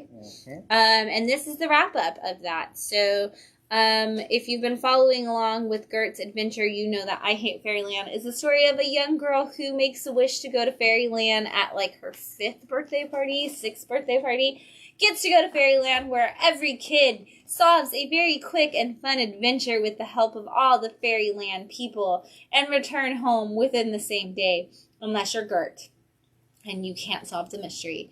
And you get very angry. And now you're like almost 40 years old inside of the body of a 5-year-old living in Fairyland. And that is where our first 4 volumes see us. And Gert finally made her way out of Fairyland. And then in this volume 5, she has been living in the human world. And she realizes, guess what? It sucks.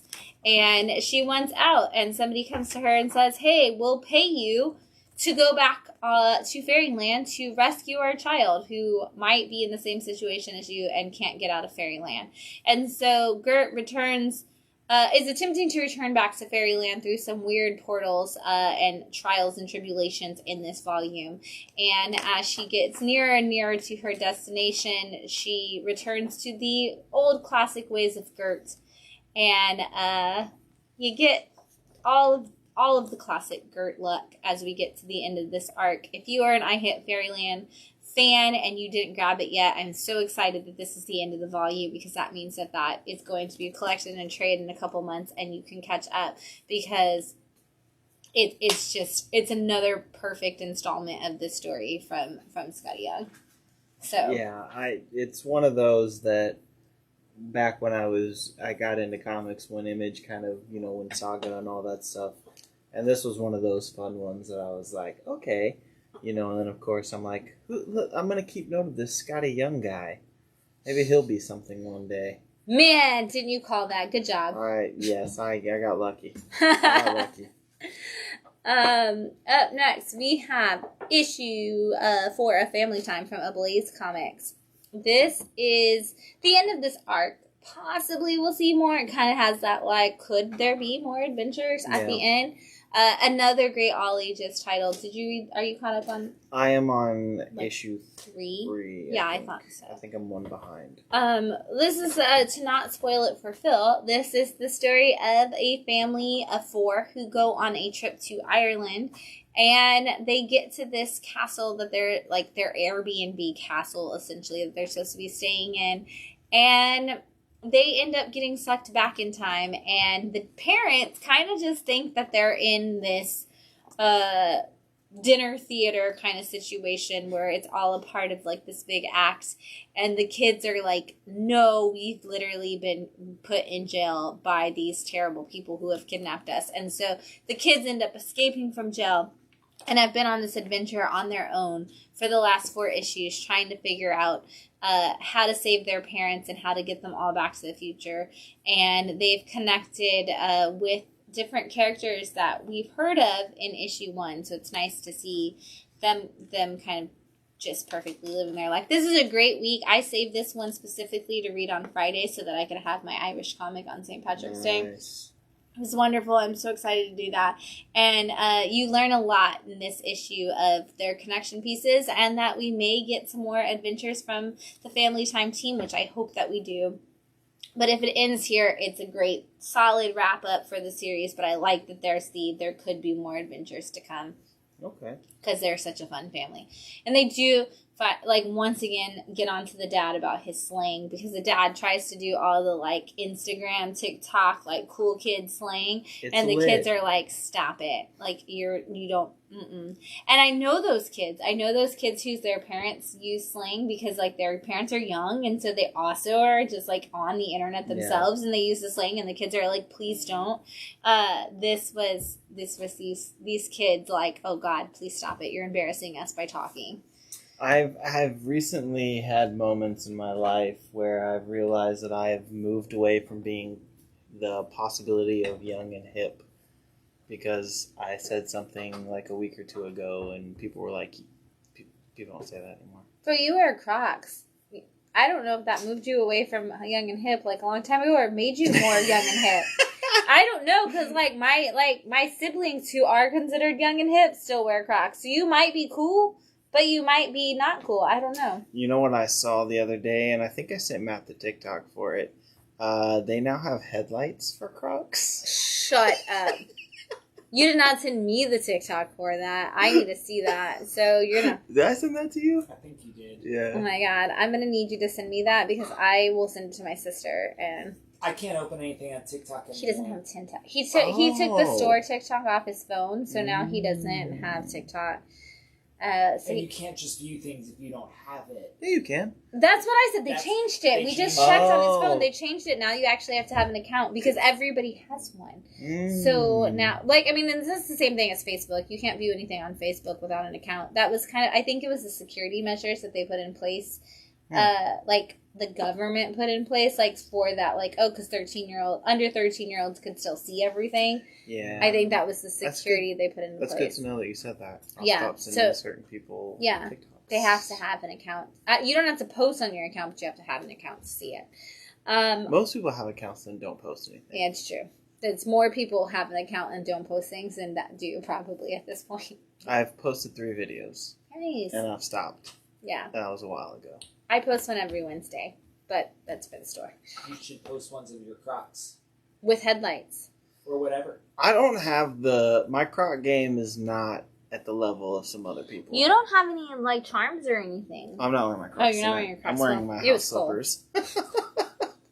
I have a pair of house slippers that I wear at home, and I have that same pair of house slippers that I wear out. Okay, so never mind the Croc thing. You're wearing house slippers out in public, so that's actually probably where you crossed over from being young and hip, because you're wearing house shoes out in public with socks. So comfortable. Do you have socks on? I do. Yeah. See, you have house slippers and socks on, so. Josh is cringing. I want you to know he's not. He doesn't watch the show, but if he did, he would be. I've worn the house slippers around him. Yeah, but not in public. Yeah. Oh. Okay. Anytime we go and see a movie together, I am wearing house slippers. They're so comfy, and it's like walking on carpet everywhere I go. If you don't know, Josh is Phil's podcast buddy, and he is offended by Phil's fashion choices. He's offended by a lot of things that I do in my life. It's true. Up next, we're going to move forward in life. Up next is Coachella issue 4 from Scout Comics. This is a story of a group of friends who reunite to go to Coachella together. And on their trip, their friend is a major influencer at this point. And so she's like, hey, I got us all tickets to go see the biggest star that's going to be at Coachella. And she's got her own installment elsewhere. And it turns out that girl is trying to get everybody to kill people in her name. If you want to prove that you love her as a celebrity, you need to kill people. And then her whole installment is basically just this mass sacrifice situation. And it's insane. And this is one of those books where if you're I have to have a person that I identify with survive the story, don't read it. Because there's not a lot of this is not a survivor story at all. This is hey, we're gonna slaughter a lot of people. And you are doing it for your love, and you Instagram # for your love. That's kind of the whole point, and it's insane. There's really no other way to describe this. It's 4 issues of insanity, and it starts out with murder and it ends with more murder, and that's kind of what I assumed with the title Coachella. Yeah. Mm-hmm. I really honestly kind of want to see if they could ever do a sequel of this, what it would include, but you don't need one, but it gives you that the end dun dun dun kind of moment. Yeah. So horror. I feel like every horror movie, classic slasher, can easily just here's a sequel. Yeah, classic slasher. Yeah. Yeah, check it out. It's all 4 issues are out now. So, also. Wrapping up, maybe, The Life and Death of the Brave Captain Swab, issue 5 from Scout. They tell us on the cover that it's the end, but then they tell us on, the last page that maybe it's not. But I love it because it's like, oh, the comic artist got too lazy and forgot to draw a good cover for our ending. And then it's like, I don't know, seems sort of lazy. Quit leaving your comics everywhere. Like, it's great. This has been the story of a man who is homeless, who was really obsessed with comic books his whole life, and so now as a homeless man on the street, he views himself as a superhero, and he's constantly running off to fight situations that he thinks are injustices, and he ends up teaming up with a guy who is recently homeless because he has a drug addiction, and that guy actually was like a nurse who worked with patients similar to Captain Suave, and he is kind of like, because Captain Suave is having so many problems, it almost like brings him out of his own self, and he starts to kind of just help him. And that's where we are in issue 5, is they're trying to get Captain Suave to a rehab facility, to a mental health facility, something that will help him. And we have just this beautiful team up of all these different people who have taken on homelessness for different reasons, or who aren't homeless but are kind of pretending to be, or different things, that are working together to give us a chance to save Captain Suave. And there's just such a beautiful story of great people doing great things to help somebody who has this mental health disorder. Great book. If you haven't read it yet, grab all 5 issues. It'll probably be collected in the next couple months. But it does kind of leave us as like a cliffhanger of like, you thought this was going to be the end, but maybe it's not. And with the title, like The Life and Death of Captain Suave, I picked up issue 5 and was like, great, I'm going to cry. I'm going to bawl my eyes out at the end of this issue. And they definitely leave us with a little bit of hope that helps a lot at the end of this issue. But seriously, this has been a phenomenal book that has gone completely under the radar, and it's a shame. So if you have not picked up The Life and Death of Captain Suave, please do. Again, if your store didn't buy it, which wouldn't surprise me because I know a lot of like the small for like smaller titles at Scout don't get picked up all the time. Get it from the Scout store. Ask your LCS to order it. Whatever you need to do to get this book, because it has been such a great story.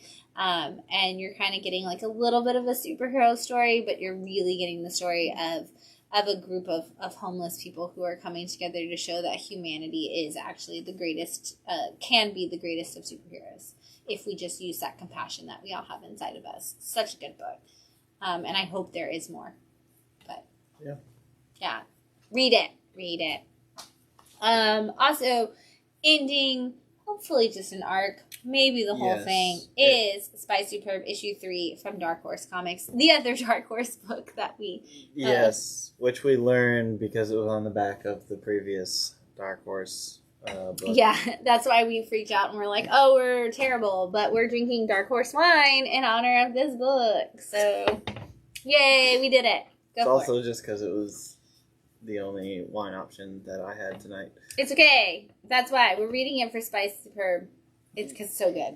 Okay, go ahead. Yes. So, Spy Superb is, and I was surprised that, because this definitely does feel sort of like the ending to this series, but this is a brilliant idea. This is, what if instead of the greatest spy being one person, sort of like your James Bond or your Ethan Hunt, what if instead it's just civilians, people who have no idea that they're actually being spies, but they're going out and they're intercepting phones and they're making mail drops and they're doing all these things and not knowing at all, and in turn are the best spy because people don't know who they are and they don't know who they are. And in the beginning of this series, we are introduced to a very egotistical writer named Jay, who is now in line to be the Spy Superb. He's supposed to intercept a phone with important information, and everything goes wrong, and it kind of kicks off him now having to actually kind of sort of be a spy.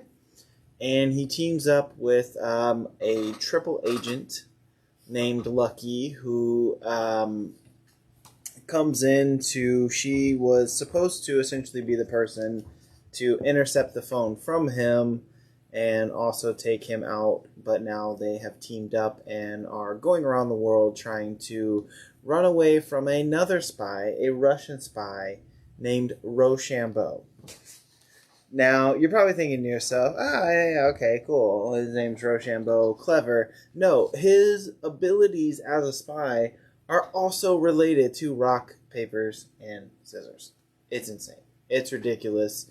But it's also really great. We get to see a little bit of Lucky's backstory, her history, and we also get a little bit more knowledge of Spy Superb, a little history, and there's a very interesting way that they kind of wrap this story up. But this is fantastic.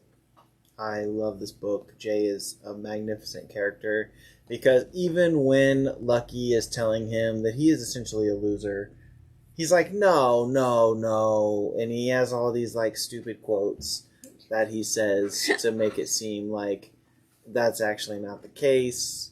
And it's been great. I really enjoy this book. I hope it's not the end. I hope it ends up not being the end. I have people who want to just continue to collect the paper bag variants because like the first one was like a Trader Joe's, this last one was Costco, and I have people who are like, I just want to collect these like paper bag variants because they're so cool. But also the story is hilarious. I think we definitely need more of Jay and Lucky because they're such great characters. This is one of those books that I'm like, I know you're like, I don't want to run it too far because you could get tired of them, but at the same time, like, let me determine when that point is, Matt Kent. Don't leave me too soon. Yeah. Also, too, this is a $7 issue, but it's oversized. It's oversized, and they've all been like that. They've all been oversized, which kind of makes it seem like that was the intent of maybe just doing 3 oversized issues. We're seeing that a lot right now. 3 oversized issues. I think Scott Snyder kind of, with his Comixology originals, kind of started that, where they were putting like 2 issues in one. But a lot of the publishers are just, and I guess specifically Dark Horse, because Comixology originals are also with Dark Horse. And so I think that this may be the online originals, for like whether it's Comixology or Substack, where they're coming in and they're just maybe going to do these like original stories put into like oversized issues to kind of makes sense. I think it's a great way to go about it. Sure. As long as you're giving me an oversized issue for that much money, you can charge me that, because in the end that does end up being less money than if you gave me $3.99 issues for 6 issues. Yeah. So you are saving a little bit. Up next, we have the return of Noctera with issue 12 from Image Comics. And Scott Snyder, who I just mentioned, who I'm going to mention probably on every live stream until we stop doing live streams, because I think Scott Snyder will write longer than I live. If he lives longer than me, he will still be writing, and they'll be great books that we still need to talk about. This is all about, if you've never read Noctera, please go back and grab a volume 1, because this is a story about a world where the sun has been blocked out. We are living in total darkness, and the darkness actually causes people to turn into shades, which are these wraith-like monsters that will kill other people. And so people are banding together to get to places that actually have some form of light, but we don't have electricity, so you're having to like build these lights out of different things like generators and all kinds of like scientific investments.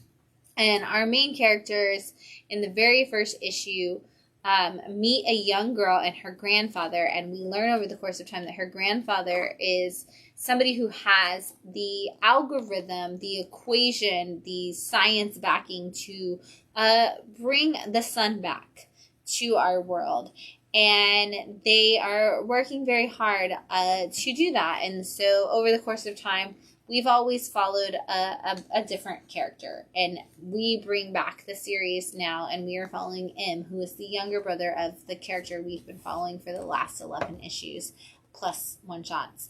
And so now we're following Emery, and we're kind of seeing the story of them and how they've been big on inventions, and they've been always kind of like, I want to take on these things when I'm living in my sister. Like, I've relied on my sister for everything, and now they're kind of having to take on being the leader.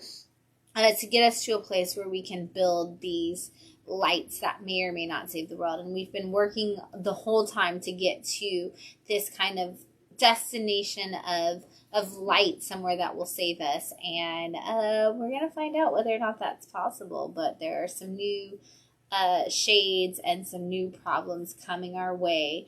If you didn't read, I think he's Blacktop Bill. If you didn't read the Blacktop Bill special, that is the one thing I will say. Like, if you're a Noctera fan and you're ready to go back into issue 12, make sure you get that special, because that special has come into play extremely much as we've come into this new arc. So you need that special to go forward in Noctera. So it probably was collected. It will probably be collected with volume 2. But if you want to keep going right now, I would just grab it at a store near you. All right, let's talk about some number 1s, or in this case, a number 0 from Blowfish Studios, which is like a Geo manga, but it's called Winter Ember Issue 0. A whole new publisher we haven't talked about yet. Yes, I was, of course, we're always going to be excited when new publishers come to the table. I'd be curious if this is their first book. Mm-hmm. Or if it's just our first to see. Yes, or if this is the first time we're seeing this. But this is a 0 issue, and it very much feels like that in the sense of sort of your origin here. So what we have in the beginning of this issue, there is your dark cabal of men sitting around in oversized chairs next to a fire, planning something. We don't know what that is, but we know it needs to get done quickly. And then we cut to a young man who is hanging out at a bar, and he is enjoying the company of 2 women. He just wants to have a good time, not trying to be serious. I think this is set in like maybe the late 1800s, early 1900s. Kind of feels like it, yeah. Kind of in like the Victorian era. And they're partying, having a good time.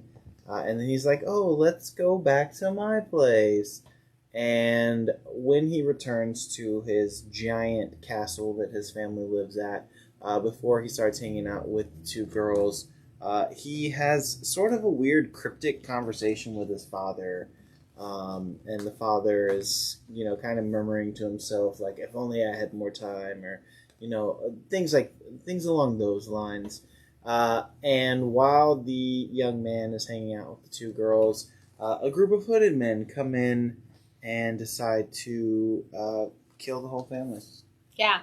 And set fire to the castle.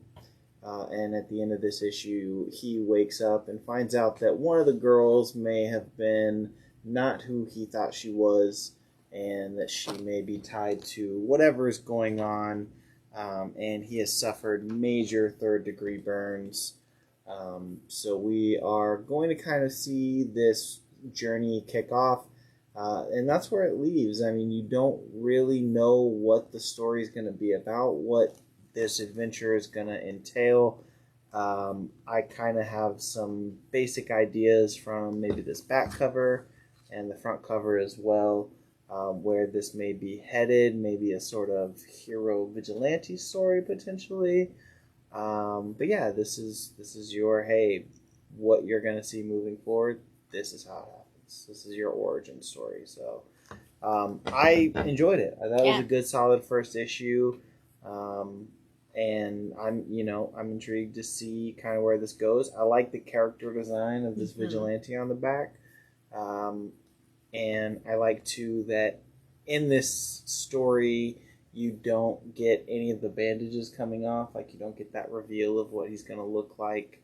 But, yeah, I enjoyed this. You kind of have, like, your reluctant hero who's not really a hero, more of a party boy, let's have a good time.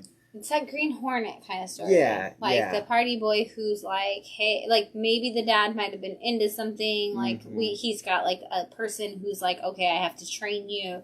Like, you're kind of getting, like, an 1800s Green Hornet story kind of situation, which is what I think we're going to get with this vigilante kind of character. I agree.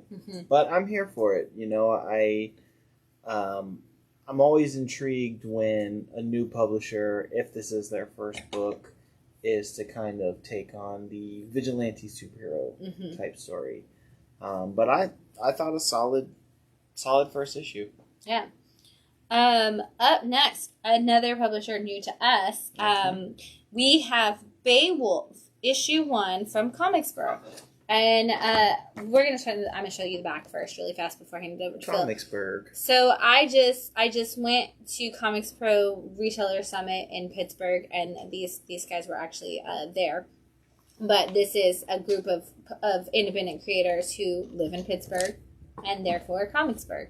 And that's, of course, the city, the bridge city, as it is, because there's more bridges in Pittsburgh than, like, any other city in the world, I think, because of all the rivers. But this is a modern retelling of Beowulf.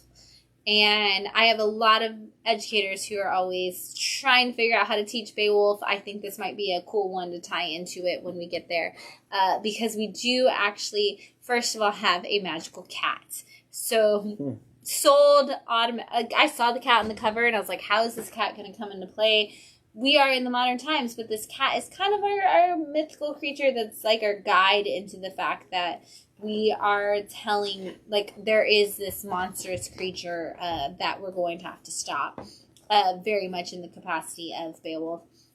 And the cat goes to this young girl and is like, hey, by the way, you're going to have to deal with some monsters, and you're going to have to do stuff. Like, I'm your cat, and we're buddies, but there's somebody has opened up the cave that the creature is in.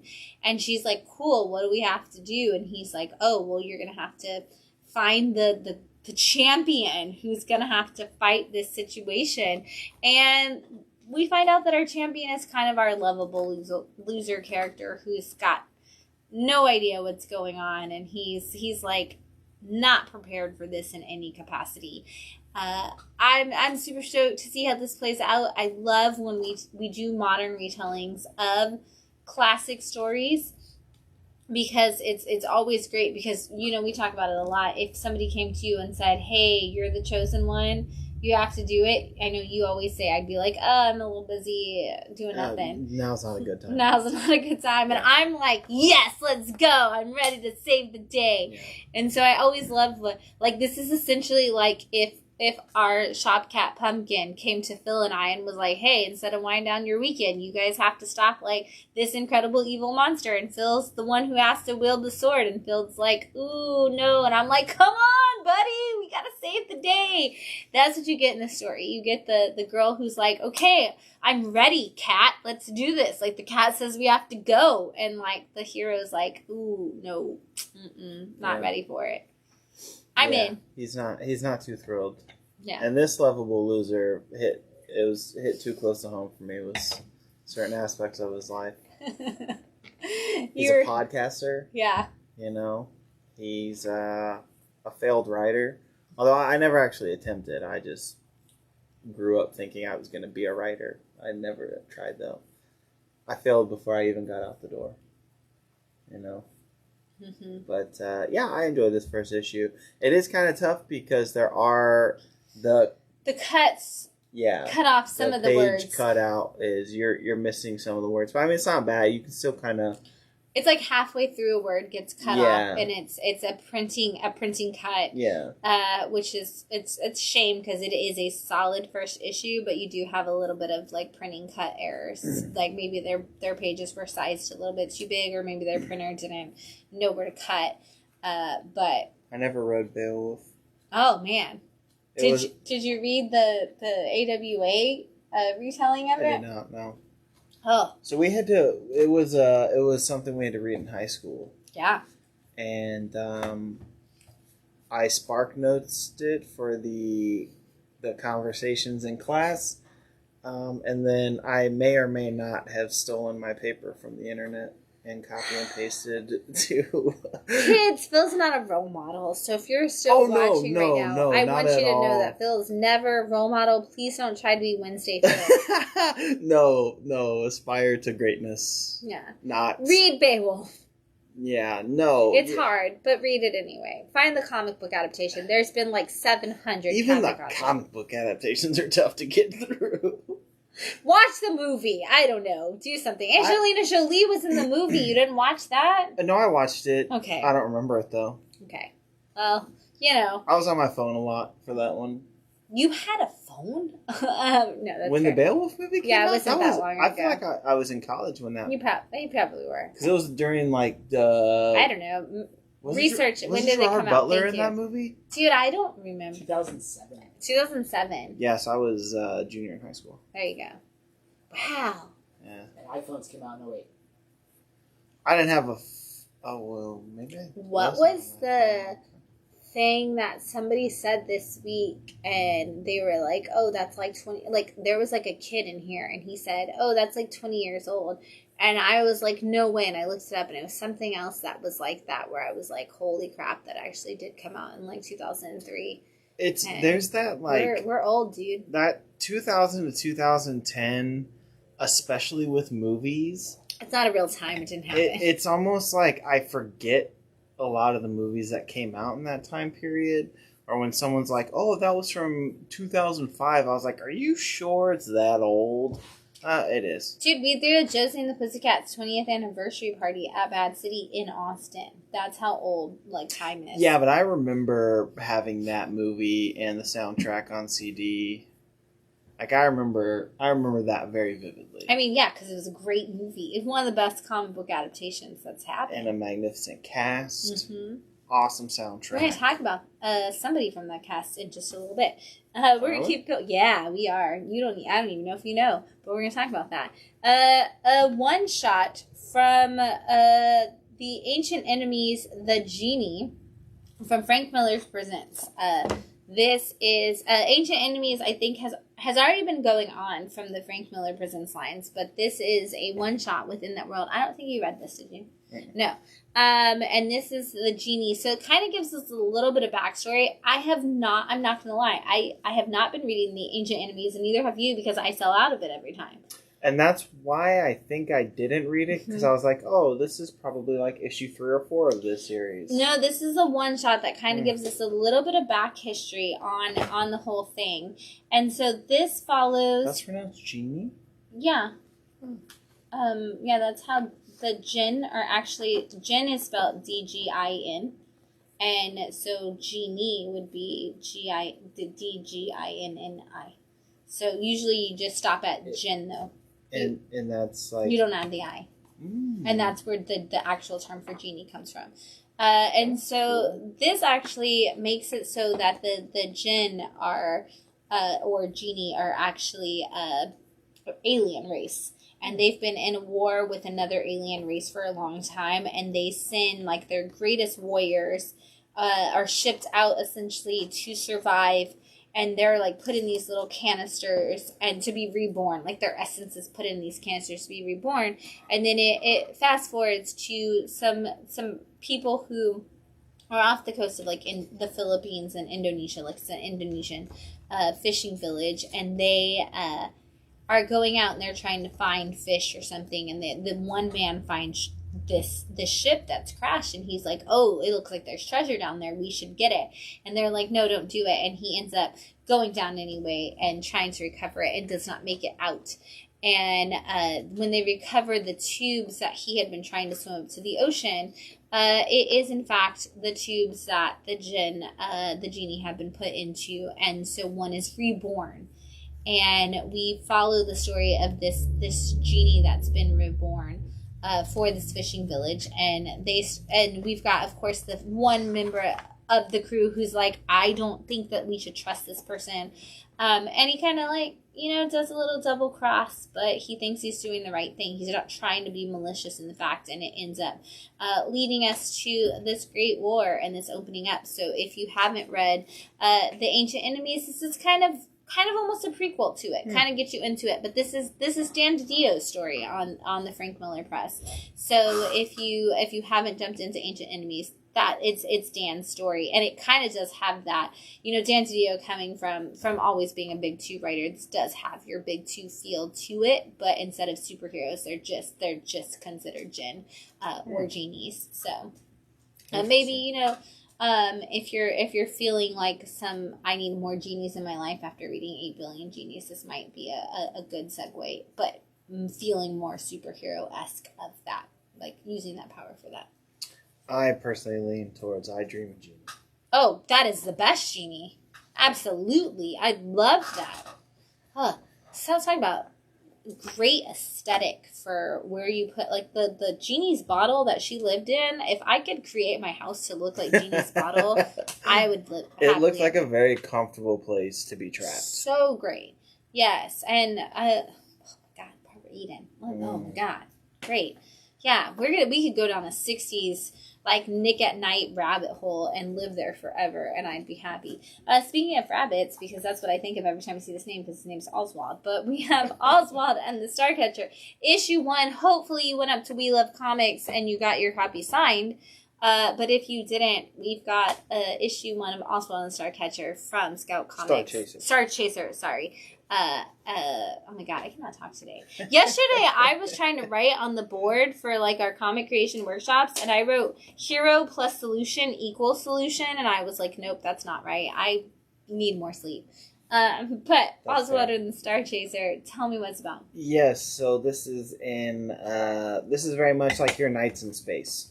The Kingdom of Starlands was overtaken by an evil king who decided to go in and overtake the kingdom. And there is one young boy, Oswald, who is a knight and is like, I have to stop the evil king. And so he is on his quest to find other heroes, which brings him to a bar where he is trying to find anyone to help him out. And of course, everyone's like, nah, we're good. No, thank you. The evil king's not bothering us. You're just a child. And right as he's about to get kicked out of the bar, we see a giant robot named Star Chaser who comes up and is like, oh, he's with me. I'll join you in your quest. And he's like, well, how many of us are there? How many other heroes do you have? And he's like, none. You're now the only one.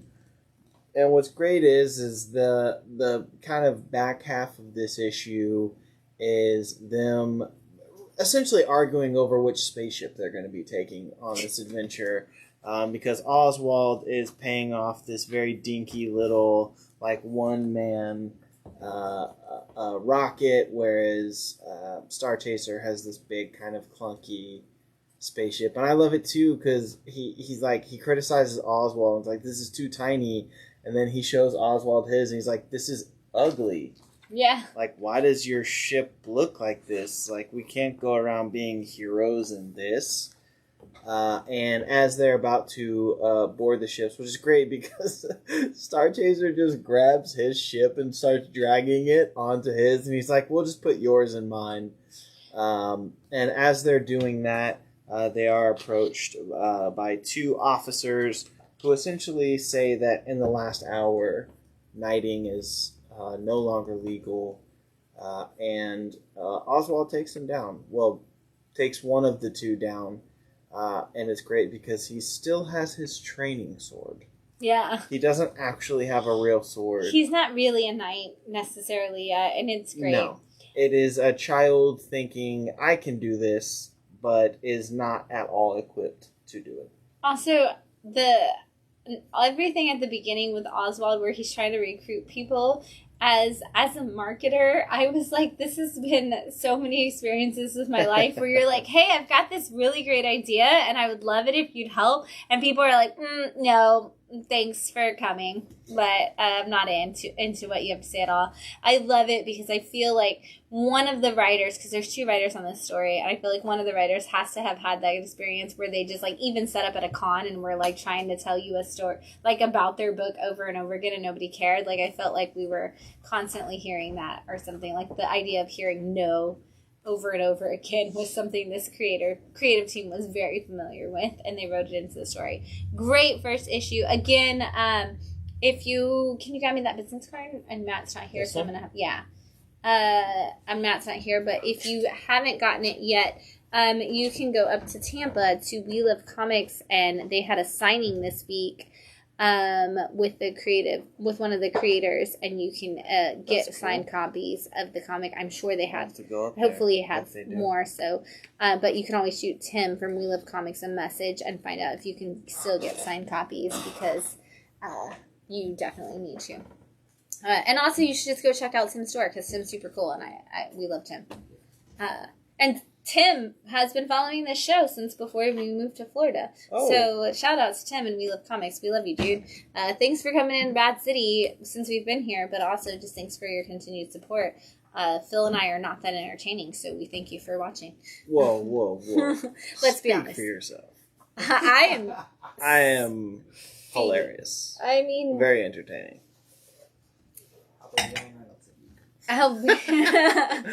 Dude, that dude sold out his people this week. I'm mad at him. Who did? What? Ryan Reynolds, he sold Mint Mobile to T-Mobile this week. Just saying, Ryan Reynolds, after saying I created a cell phone company for people who didn't want to be with any of the big companies, sold it to T-Mobile. I thought he didn't create it. I thought he just became a spokesperson. It's his company. They're saying Ryan Reynolds specifically sold it. Yeah, but I think that... because there's even a commercial where he's talking to a guy who was a Mint Mobile person before. He said the second best deal was from his mom, which is always his excuse when he, like the Deadpool trailer was leaked by his mom. Which we all know the Deadpool footage was leaked by him, but he said it was leaked by his mom. But yeah, I was surprised Ryan Reynolds sold that. A lot of people were shocked and amazed that Ryan Reynolds sold his T-Mobile. So Mint Mobile people, you're now members of T-Mobile. Junction Jones, what's the subtitle? And the Corduroy Conspiracy, issue 1 from Scout Comics. That is, we're going to talk about the fact that this is another cat book. Mm-hmm. Go for it, Phil. Yes, Tell me about some cats. We have Junction Jones, who is, did I say that name right? Yeah, Junction Jones, who is a private investigator, with his cat Nibs. I love Nibs. Who speaks, and is not actually a cat, we find out. Like a Rocket Raccoon situation. Yes. And so we have, Junction Jones, who is just referred to as Jay, going and checking out a body in an alley in an area called the Skids, which is kind of like the rough area of town. A lot of crazy stuff going on here. And as you can see on this page, he finds the body in a very messed up situation. The dude is very clearly dead.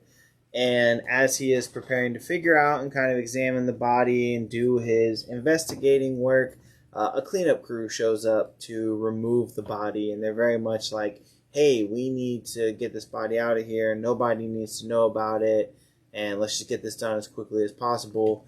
And it's really funny because instead of him just like walking away, he tells this really extensive joke. It's like the whole issue is the joke. Yes, like half this issue is him telling this joke. Honestly, funny joke. Funny joke. I thought it was great.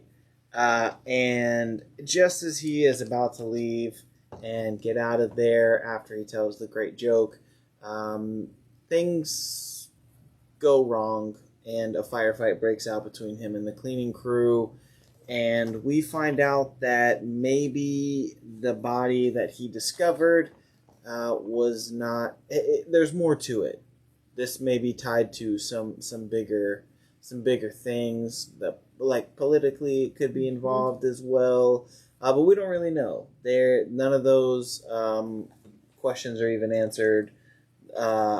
It's basically just kind of more so. I feel like this issue is more so just setting up this character. Yeah, absolutely. It's less about what we're going to see and more about, hey, this is a character, and you just need to know that they have now fallen into something that's going to get crazy. And it's going to go very deep down a rabbit hole. But I thought it was a solid first issue. His joke alone, the fact that he has a cat that talks to him. Dude, Nibs is great. Yeah, Nibs is a fantastic character. Also maybe British based on the dialogue that he has. But I enjoyed this. I'm definitely in. I always love a good detective story. Yeah. And so I think that's what this is going to be. And that seems to be our trend right now. We always talk about whatever the trend is in comics. I definitely feel like we're moving towards a big detective trend in comics. So bring back some classic pulp stuff while we're at it, you know? I'm here for it. But yeah, detectives and cats. Yeah. 2 things I'm in for. What more do you want? Nothing. Yeah, I would like to see more pulp stuff. I don't know exactly what kind of pulp I would like to see, but I you know, wasn't there a kid Indiana Jones book? Wasn't that it, Indiana Jones Jr.? It's Indiana Jones Chronicles. But he was a kid, right? Well, based off the TV show, Indiana Jones. I never saw it. Young Adventures of Indiana Jones. Right, Matt's talking about the Young Adventures of Indiana Jones because you probably can't hear him, and the Indiana Jones Chronicles. Which is the book series that was put out by Penguin Random House to coincide with the Young Indiana Jones TV show. Oh, so the book series was put out by PRH, which PRH is a comic distributor now. So, Penguin, if you want to just make some Indiana Jones comics, we're all here for that. I mean, we do have an Indiana Jones movie coming out, so I don't watch trailers, so don't laugh, because I don't know what we're in for. But now's a good time to bring out some more Indiana Jones comics, for sure. And apparently more Jurassic Park comics, because I get that a lot. We need more Jurassic Park stories. Really? Yeah, I think every day somebody mentions the Jurassic Park's like Topps comics, and we had a big conversation about it today in the store, so, you know. I mean, were they good? Did people, like, hold them in high regard, or? People hold them in, like, perfect fandom. I need to add this to my Jurassic Park collection. Jurassic Park fans are on the hunt for those Topps comics. We don't really have a ton of dinosaur comics in general. We don't. So can I talk about that for 2.5 seconds? Because I know we've kept your attention for way too long probably already. But I get asked every day by kids, where are your dinosaur comics? So if you're a comic creator who watches the show and you want to just like start printing money, I just on a regular basis have kids who want dinosaur comics. And so like Moon Girl and Devil Dinosaur, we had the freebie giveaway from Halloween Comic Fest. I cannot give, I don't have enough of those for how many people who like just saw the show, but it's like the only dinosaur comic, or Godzilla. Like I'm always like, hey, let me get you into Godzilla, children, because that's the closest to dinosaurs I have. So comic publishers, comic creators, I literally have children to adults on a regular basis asking for dinosaur comics. Make more actual dinosaur comics. People want them. I don't know about everybody else, but at least here I'm seeing on a regular basis people going, where are the dinosaur comics? My kid loves dinosaurs. Where are the dinosaur comics? They don't exist. So give us some more actual dinosaur, not kaiju, but actual dinosaur comics, because that's what people are asking for. Speaking of like bringing comics and like having new stuff, I would really like to see Land Before Time. Oh my God, where are the adaptations and then the spin-offs of Land? Like, I want a Chomper book. Huh? Spielberg. Oh, you won't ever get it. Comics. There are no Spielberg comics. That's true. Name one. Jurassic Park. That's the only one. And Indiana Jones? Maybe. Jones? But we don't have, none of those have come out in the last 30 years. Mm-hmm. We're old. It's been like 20, 30 years since those have had comics. I feel like, though, if someone called up Spielberg and was like, hey, I want to adapt these, he'd be like, yeah, I don't care, whatever. I think Spielberg cares. I think Spielberg cares highly. The richest man in Hollywood. I think he cares. But, like, Steven, if you're watching, first of all, thank you. And second of all, seriously, Land Before Time. Like, a Chomper comic about coming to the Great Valley, like, as, like, the outsider. 20 of those movies. Oh my God. There's not even American Tail comics. There's not an American Tail comics. But there is an American Tail Loungefly, so there must be rights available for sale. There's an American Tail Loungefly bag. I mean, I don't rock those bags. You should. You would pull them off nicely. I'd have to get matching Crocs for each bag. I'm in for it. Do it. I'm 100%. Dang, I didn't even think about an American Tail. No, man, I want some Five. But there was some Five-O spin-offs of some things, so I you know. Oh, really? I mean, there was movies, but I feel like there was like a adaptation book at least. So I'd be curious. I don't know, but we haven't really seen a lot of this property since the 90s, 80s or 90s, like when Spielberg like released them. So, you know, Steven, like. How about We're Back, A Dinosaur's Tale? I love that movie. Everybody loves that movie. Do you know how many live streams I've called "We're Back: A Dinosaur's Tale" when we've lost power and come back? Like, that's a solid. Steven Spielberg produced also. Also, man, Steven, let it go, buddy. Let it go. We're here for you. Please don't sue me for saying that.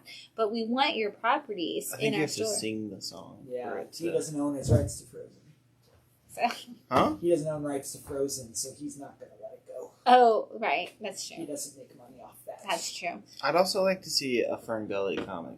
Oh my God, we need that in our world right now. Don't, where's I watched that movie last week. So beautiful. Such a good movie. That movie is one of the few that holds up so solidly. We've got 2 more number ones though, so we're going to talk about those before we go. They're both oversized. It's really cool to talk about because I know Phil loves this prestige format.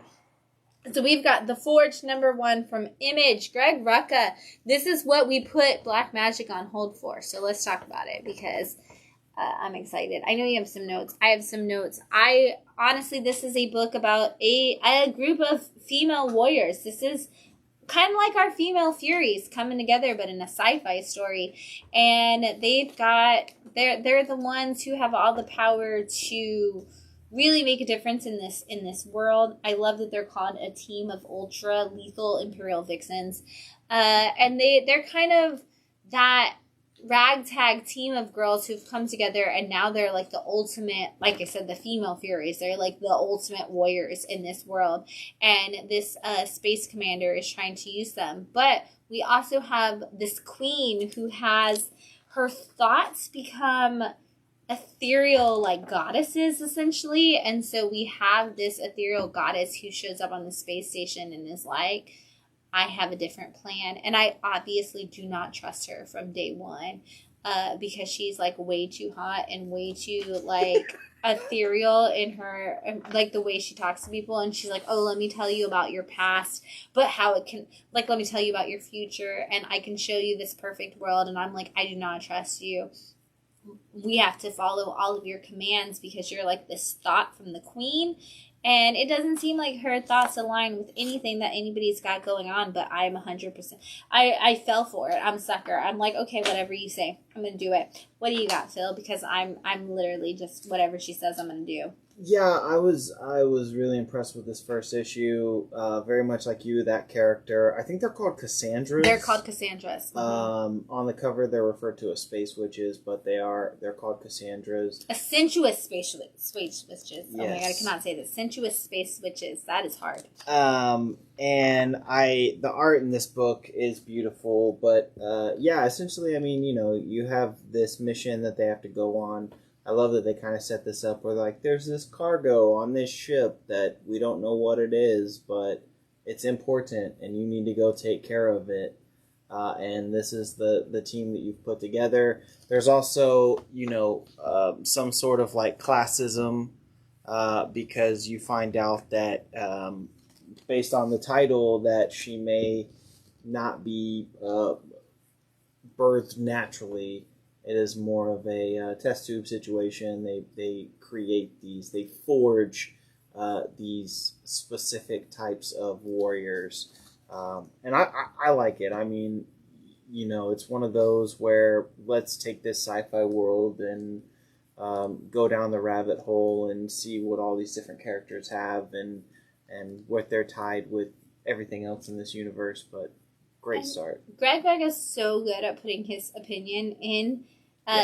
Like, not so subtly, but subtly. Like, there's a point where, like, all of the women warriors are training in this gym, and they're like, you don't have the right to be in this gym. And they're like, actually, we're the greatest warriors of all time. Shut up and sit down. And, it just turns out that the greatest warriors of all time are women, and I know that's hard for you to deal with. And I love that Greg Rucka's just like, I have no problem saying, like, making the greatest warriors in my universe women.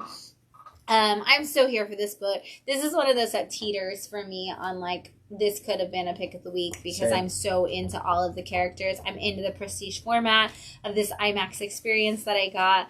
It was right there for me, and I'm not really sure, like, what, like, it takes a lot for me to get into, like, a hardcore sci-fi book, but this book, all of the characters, this is character driven for me for sure. I'm in for all of the characters. 100%. They're so great, and I can't wait to see these women in the same way that Cecil Castellucci's version of the female Furies. I was like, oh, I'm 100% in. I already know these characters, but I love this tell that you're doing. These kind of are the same, where I'm like, oh, you've got your girl who gets to have all of the like crass boy conversation. You've got like your ultimate warrior, and then you've got your like logical, like you could take gender out of this, and you could build the archetypes of each of these characters so well. And I think Greg is a great person to take this story on. He is one of the men that I will say writes female characters very, very well, and understands like how much we need to empower women through the storytelling we do, and has just nailed that consistently. I almost wore my Black Magic shirt just because it's the only Greg Rucka like hardcore shirt that I have. I mean, I have 7,000 Wonder Woman shirts. I guess those count as Greg Rucka shirts at this point. Yeah. But yeah, this is a great book, and the fact that you get it in that, we're going to just call them IMAX format from now on, because you need to accept it that way. Great book. Yeah. Great start. I agree. Yeah.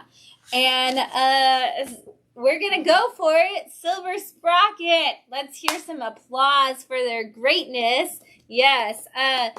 We've got issue 69 of PP Poo Poo Comics. I think they only have like issue 69 and then like issue like 200 and something, which is the one that I sent y'all snaps of when I was at Comics Pro. But this is a limited to issue 2000 special edition, issue 69 of PP Poo Poo from Silver Sprocket. Phil, tell them why this book is amazing and they need to own it. This is a wonder. I mean, look, Silver Sprocket, I'm going to praise them forever and ever. They're one of the best publishers. They focus more on like the underground independent comics. And that's what you're going to have here. This is like a book that you would find in an old head shop in like the 70s. And it's really great because you have these, like, it's an anthology. It's a bunch of different stories, all just dealing with life. And I love this issue because the first story, and what kind of takes up most of the issue, is why art school is a waste of time. It is pretty much going through why going to art school is a waste of 4 years, and how you're not going to get anything out of it but bad relationships, lots of drugs, and really just throwing your money down the toilet. And a lot of pretentious conversation. Yes, and so you do get to see a lot of those. They do kind of have like snippets of those pretentious conversations. And I love too, because then they kind of give you like the 4 options for what your jobs can be afterwards. And then also it's like, or you can just go to grad school, or you can just take a year and talk about what you're going to do in grad school or where you're going to go to grad school. It's really great because I've met some friends who went to art school and talk about how it was a giant waste of time and money, and nothing really came out of it. It's also great too because at the end of this story, they're like, "Oh yeah, I think I'm gonna create comics," and they're like, "What? That's so commercial. Why would you do that?" Yeah, you want to create art to make money? That doesn't make sense. And we also get a story of 2 women who are at a bar, kind of talking about their struggles with dating and how crazy it is and how tough it is to pick up other women. And one of the women, they're complaining about it, and then the other one has this brilliant idea. I've never thought about this, but it's like you put your hand up to each other to see if the size, and it kind of creates this moment. But as they're doing that, these 2 other girls walk up and offer to buy them drinks. It's like dudes, isn't it, that like walk up? I don't think so. No, I don't know. I don't remember now. I thought it was dudes that are like frat dude kind of dudes. I don't think so. I think it's 2 other women. And then the last issue, the last story in this is 2 guys who are just kind of hanging out on a playground, and one of the friends tells the other friend that he is catfishing a guy on Twitter, pretending to be a 22-year-old girl, and he is selling this guy on Twitter pictures of his poop. Yeah. because I guess this guy is into poop. And that's the whole story. That's it. That's it. That's the whole issue. It's magnificent. It's wonderful. It's really funny. Caroline Cash, who does this series, just nails it. Yeah. Ton of fun. There is an issue that I think is still to come from this, which is the other issue that they had at Comics Pro, which has a great story about what's the guy you know from Chicago. And I sent that snap of, I was like, I'm sorry, Avi, I don't want to, who's the publisher, the editor-in-chief of Silver Sprocket. I was like, is it cool if I take pictures of this whole entire vignette of what it's like to be from Chicago? And I sent it all to Matt, and we cracked up laughing about it because it was so perfect. But also, I love that the blurb on the back of the book is, that was interesting from my mom. Which, I love you, Mom, but I also said was like my mom describing my writing style. I was like me whenever I give a story to my mom, and she's like, oh, that was interesting. Yeah. But Also Chicago. Caroline Cash is from Chicago. And all of Pee Pee Poo Poo, I believe, is supposed to all be set in Chicago, which is why there is the one issue about the person you know from Chicago, which I can't wait because I think is the next issue in the story arc. But they're all wonderful vignettes about living in the city and about life, and it's just a great book. So if you're just looking for that classic cartoonist vignette experience, anything from Silver Sprocket, but especially Pee Pee Poo Poo in your oversized book. All right, so we got some picks of the week. Are you ready for this? I don't think you are, because it's a great week for picks of the week. Deal with it. You have to be ready because you're on the show. Up first, we have issue 2 of Hexware from Boom Studios. Here's your classic slasher book. And Phil was like, this is the first one you named as being one of your picks of the week, so I want to make you talk about it. Well, it's written by Justin Jordan, who I'm a fan of. He's mostly done independent stuff in his career. He did a really wonderful book called Luther Strode, which is one of my favorite comics. But this is your typical slasher, but tied into like the urban legend side of things, where you have this character called the Hexware who goes around and murders teens in this small town. And one of the characters in the first issue, her brother was killed years ago, and it is sort of the anniversary. There's kind of this one night every year where the Hexware comes to murder teens. Yeah, issue 1 is Scream. If you saw the movie Scream, and I am shocked if you didn't, but if you saw the movie Scream, issue 1 is Scream, where we're like, hey, this is the anniversary of the murder of this person, but like we're all gonna go to a party and pretend like it's okay, and then on the way to the party a lot of bad stuff happens, and now we're at the party, and like I almost can hear Stu in the background going, oh, I'll be back. Like you can hear all of the jokes from Scream happening in the background of this story while you're reading it, because it is that. But I love that they add this extra level of some kind of weird cult-like obsession with the Hexware. Instead of it being like, oh, that never happened, like they are in Scream, we've got a generation of people, like the adults in this town are actually obsessed with the Hexware. So it's almost like, okay, we know this is real, but as readers, we know this is real, but the teenagers are all kind of still in this, like, let's have a party. It's like, it's a fun anniversary of, like, this weird thing. Like, we're totally in, whatever it is. And you do get the, I have to go get more beer from the basement scene. Well, it's, the lights go out. Yeah. The power cuts out, and someone has to go see the breaker. And what ensues is the Hexware decided to crash this party. And what follows is a murder fest. A murder fest. He basically goes on a rampage, killing all these kids at this party. He's got it all planned out and teed up. And one thing I like about this is there's kind of this, like, second little, like, other subplot that I'm kind of intrigued by, which is, does he have some type of, like, hold over, like, some type of, like he's able to mesmerize some of these kids. I'm not really sure, but this issue I was just like, this is so awesome, because he's just like, they open the door and he's standing there and he immediately starts just murdering all these kids. The only thing that I had an issue with is how this issue ends, because it ends so abruptly, and not at a point in a story where I would expect you to end an issue. I don't know if that was intentional, or if it was just maybe there's a page missing. No, I think it was intentional. Okay. Yeah. But that was my only issue. But at the same time, I love this series so far. Like 2 issues in, I'm here for it.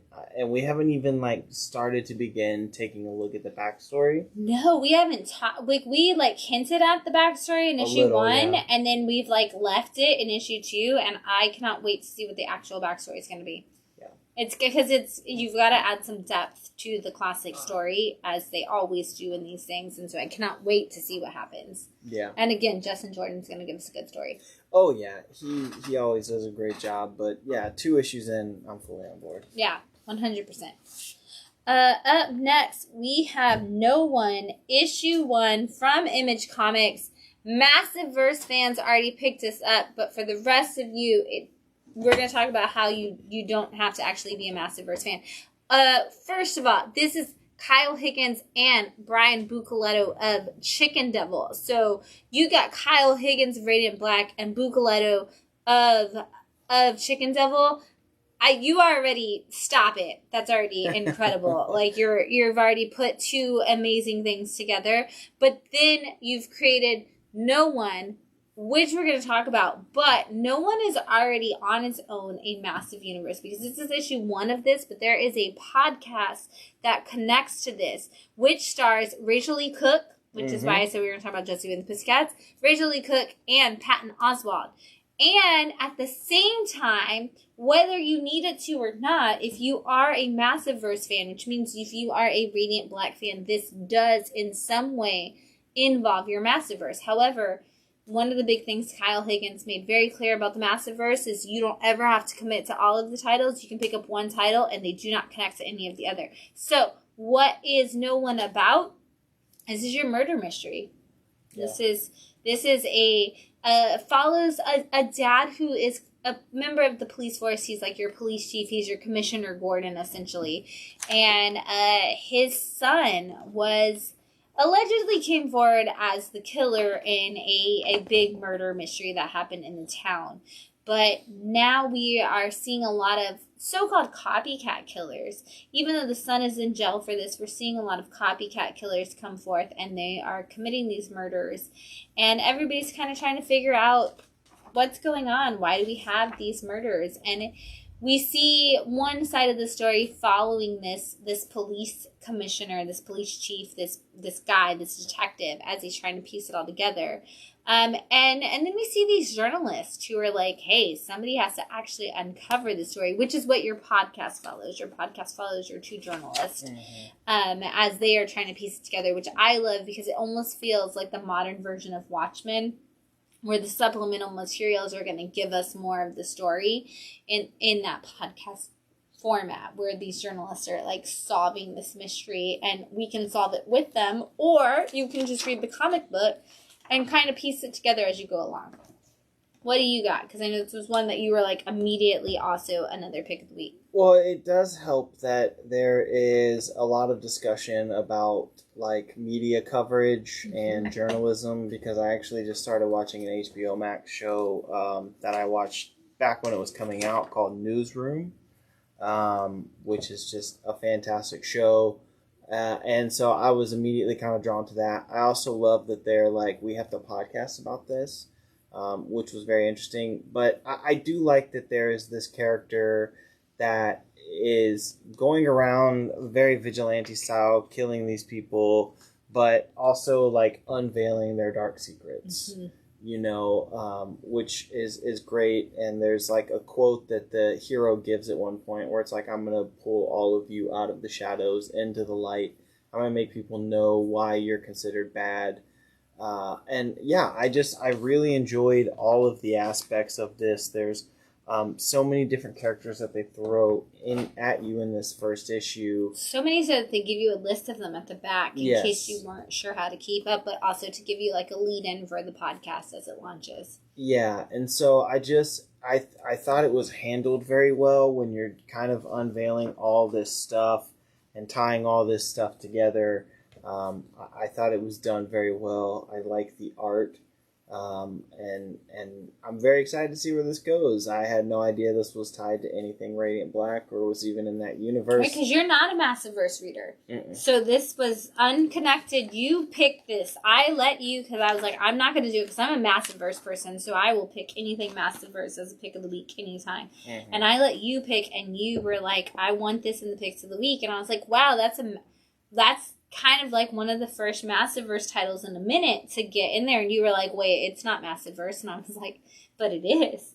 And that's a big thing for Kyle Higgins, is he wants you to know that, like, no one, Dead Lucky, Rogue Sun, even so much as, like, Inferno Girl Red and all of the ones that actually sound more Massive-Verse related are not actually... You only have to read Supermassive for a crossover. There will never be a point otherwise. According to Kyle Higgins, as of last month, outside of the Massive-Verse, Supermassive crossovers, there will never be a point where you have to connect your series to each other. Because that's his whole thing, is that, like, when you read a Big Two book, and you have to know the continuity of everybody... And the crossovers go across 37 different books, and it's a big thing. He doesn't want that for the Massive-Verse. He wants each title to stand alone forever, but they're going to come together each summer for one single crossover experience. And so outside of that, they don't have to actually connect to each other. So if you are like, I've never read Radiant Black or any of the things, doesn't matter. You can pick it up. You can start on No One and get into it, and it may or may not connect in any capacity. Who knows? There's the QR code for the podcast in the book. You can just scan it. Again, Rachel Lee Cook, Patton Oswalt played the journalistic characters that we see in this issue 1, which I'm excited about. Reading it, I read it in Patton Oswalt's voice because I already knew Patton Oswalt was playing that character, so I definitely read it that way. And Brian Bucoletto and Kyle Higgins do a great job of capturing a character that I can see him playing. But also, you can also see like the classic Lois Lane and Perry White conversations, or the Lou Grant and Mary Tyler Moore even conversation, because her whole thing is like, I don't want to just be a sensationalized journalist. I don't want it to be about this. If I'm going to do this, I want it to be real journalism. And I love that because it does take on that concept of like, oh, well, we have to sensationalize journalism if we're going to keep up in the modern world. And it's like, no, we're going to tell the truth. And there's such a great twist in this issue of like who this character is going after and who this character is, that I'm already like, who is No One? I'm on board. Like I'm gonna hashtag all my posts, like no matter what they're about, like who is No One, because I just need somebody to tell me like who No One is, because what you think it is and what it is gonna be something that we discuss for at least a good solid 12 issues from here on out. Oh yeah, definitely. Yeah. From one of our favorite publishers, we have Nowhere Man, issue 1 from Bad Kids Press. We love you guys. Y'all are great. Tell them what it's about, Phil. Yeah, so this is the story of a man who decides that it's time to no longer live on this mortal plane and wakes up in what is perceived to be the afterlife. He's not really 100% sure, but he wakes up in sort of a desert and is trying to figure out what's going on, and he is immediately introduced to a man riding on a rhino. It's like a rhino, right? Yeah, he's riding in on a rhino, and from what we gather, he was a radio DJ.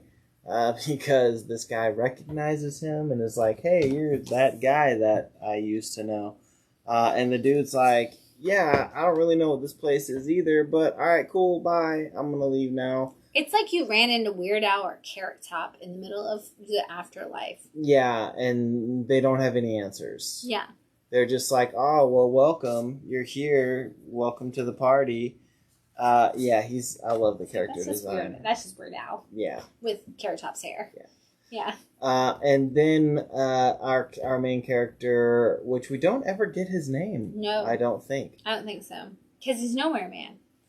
And he finds a flyer of his father, who was a magician, who came down with an illness while he was a young child, and at some point ended up dying from that illness. And so he decides to go and see if maybe his father is in this place that he's at. And he stumbles upon an old theater and finds some of his old father's props, including a sword, and picks it up. And it says, okay, this is my journey. This is the journey that I'm taking. I am going to go look for my father, who you see in this issue he has a very close attachment to.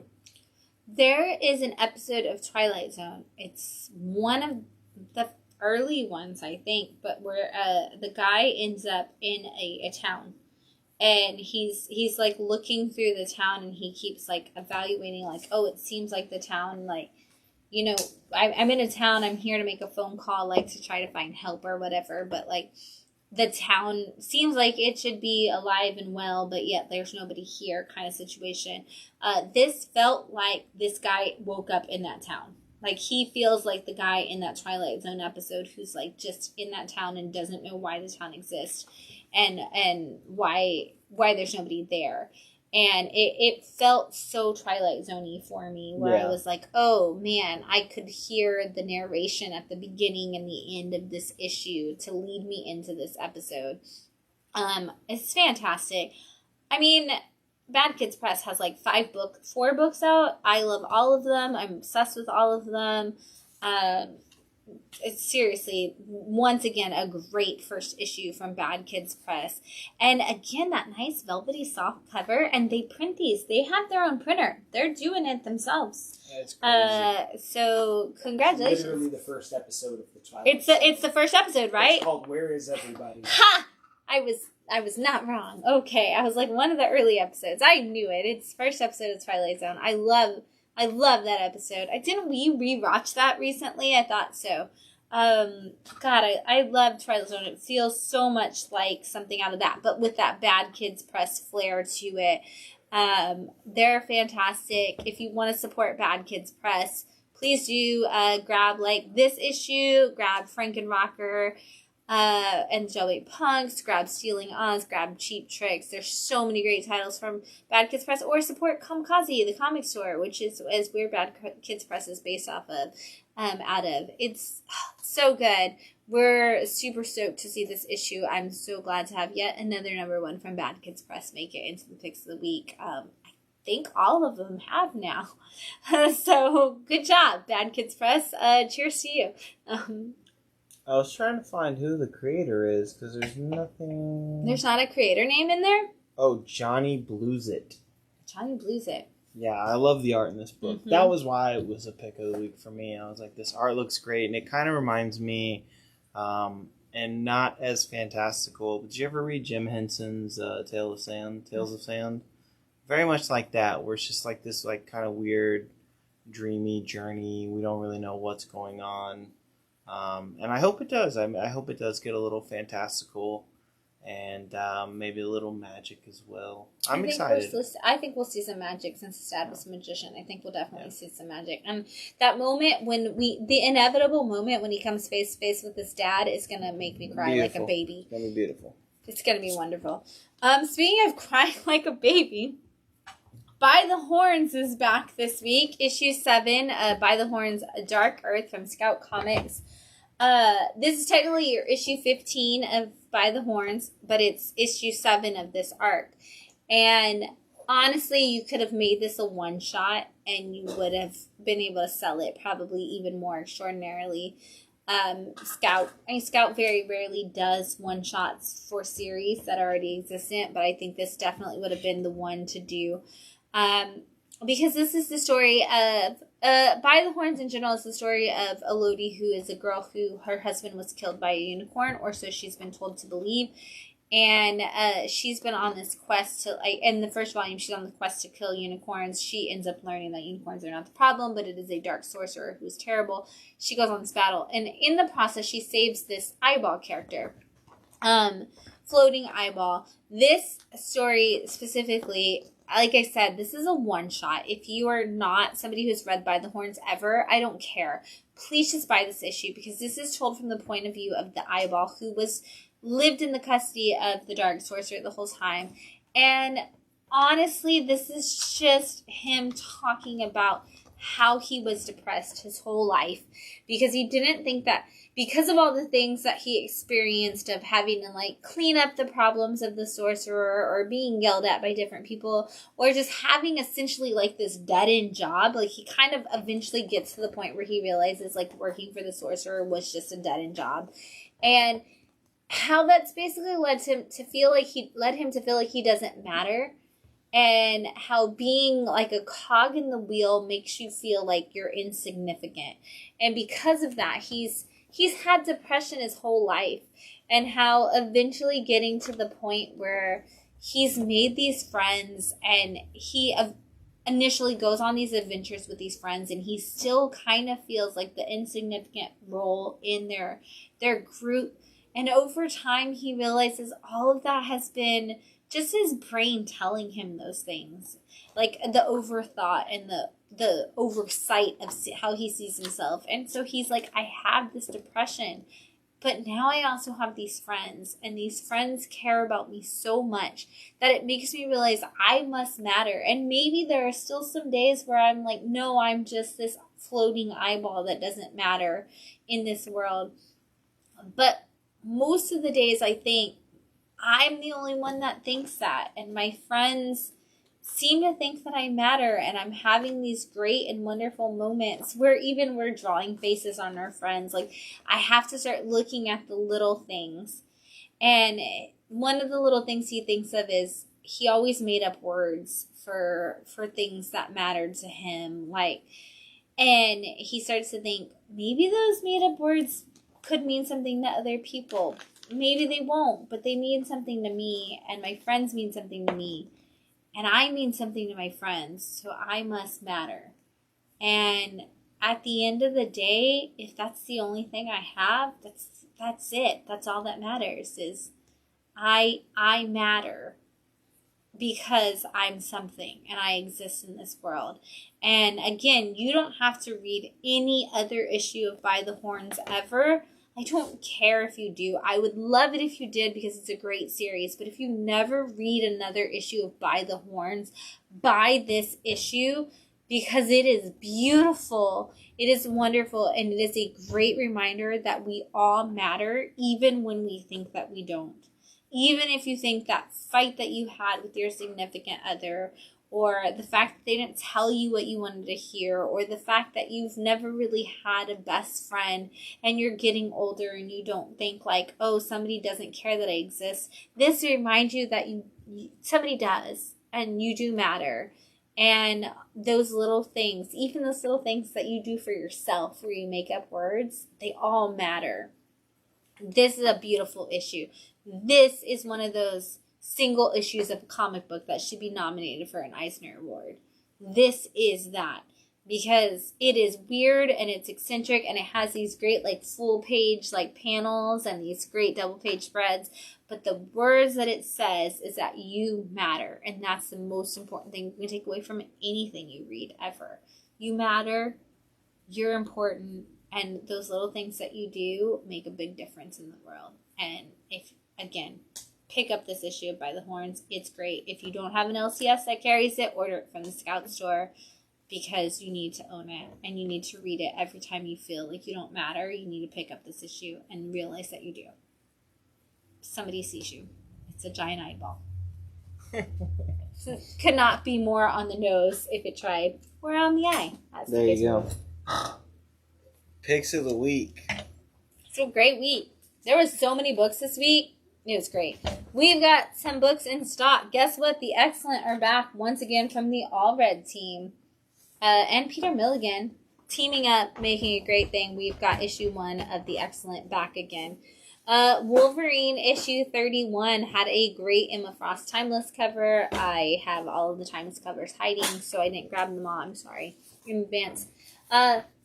TMNT, the Armageddon Game issue 6 out this week. Lost Superman issue 1. I believe this is Christopher Priest writing a Superman story. It is, right? Oh my god. Yeah. Stop it. Christopher Priest writing Superman. That's going to be so good. Star Wars had 7,000 titles out this week. One of them is Yoda issue 5. The other, there's like Sonastaros is back. There's so many stories. Starro? Sonastaros?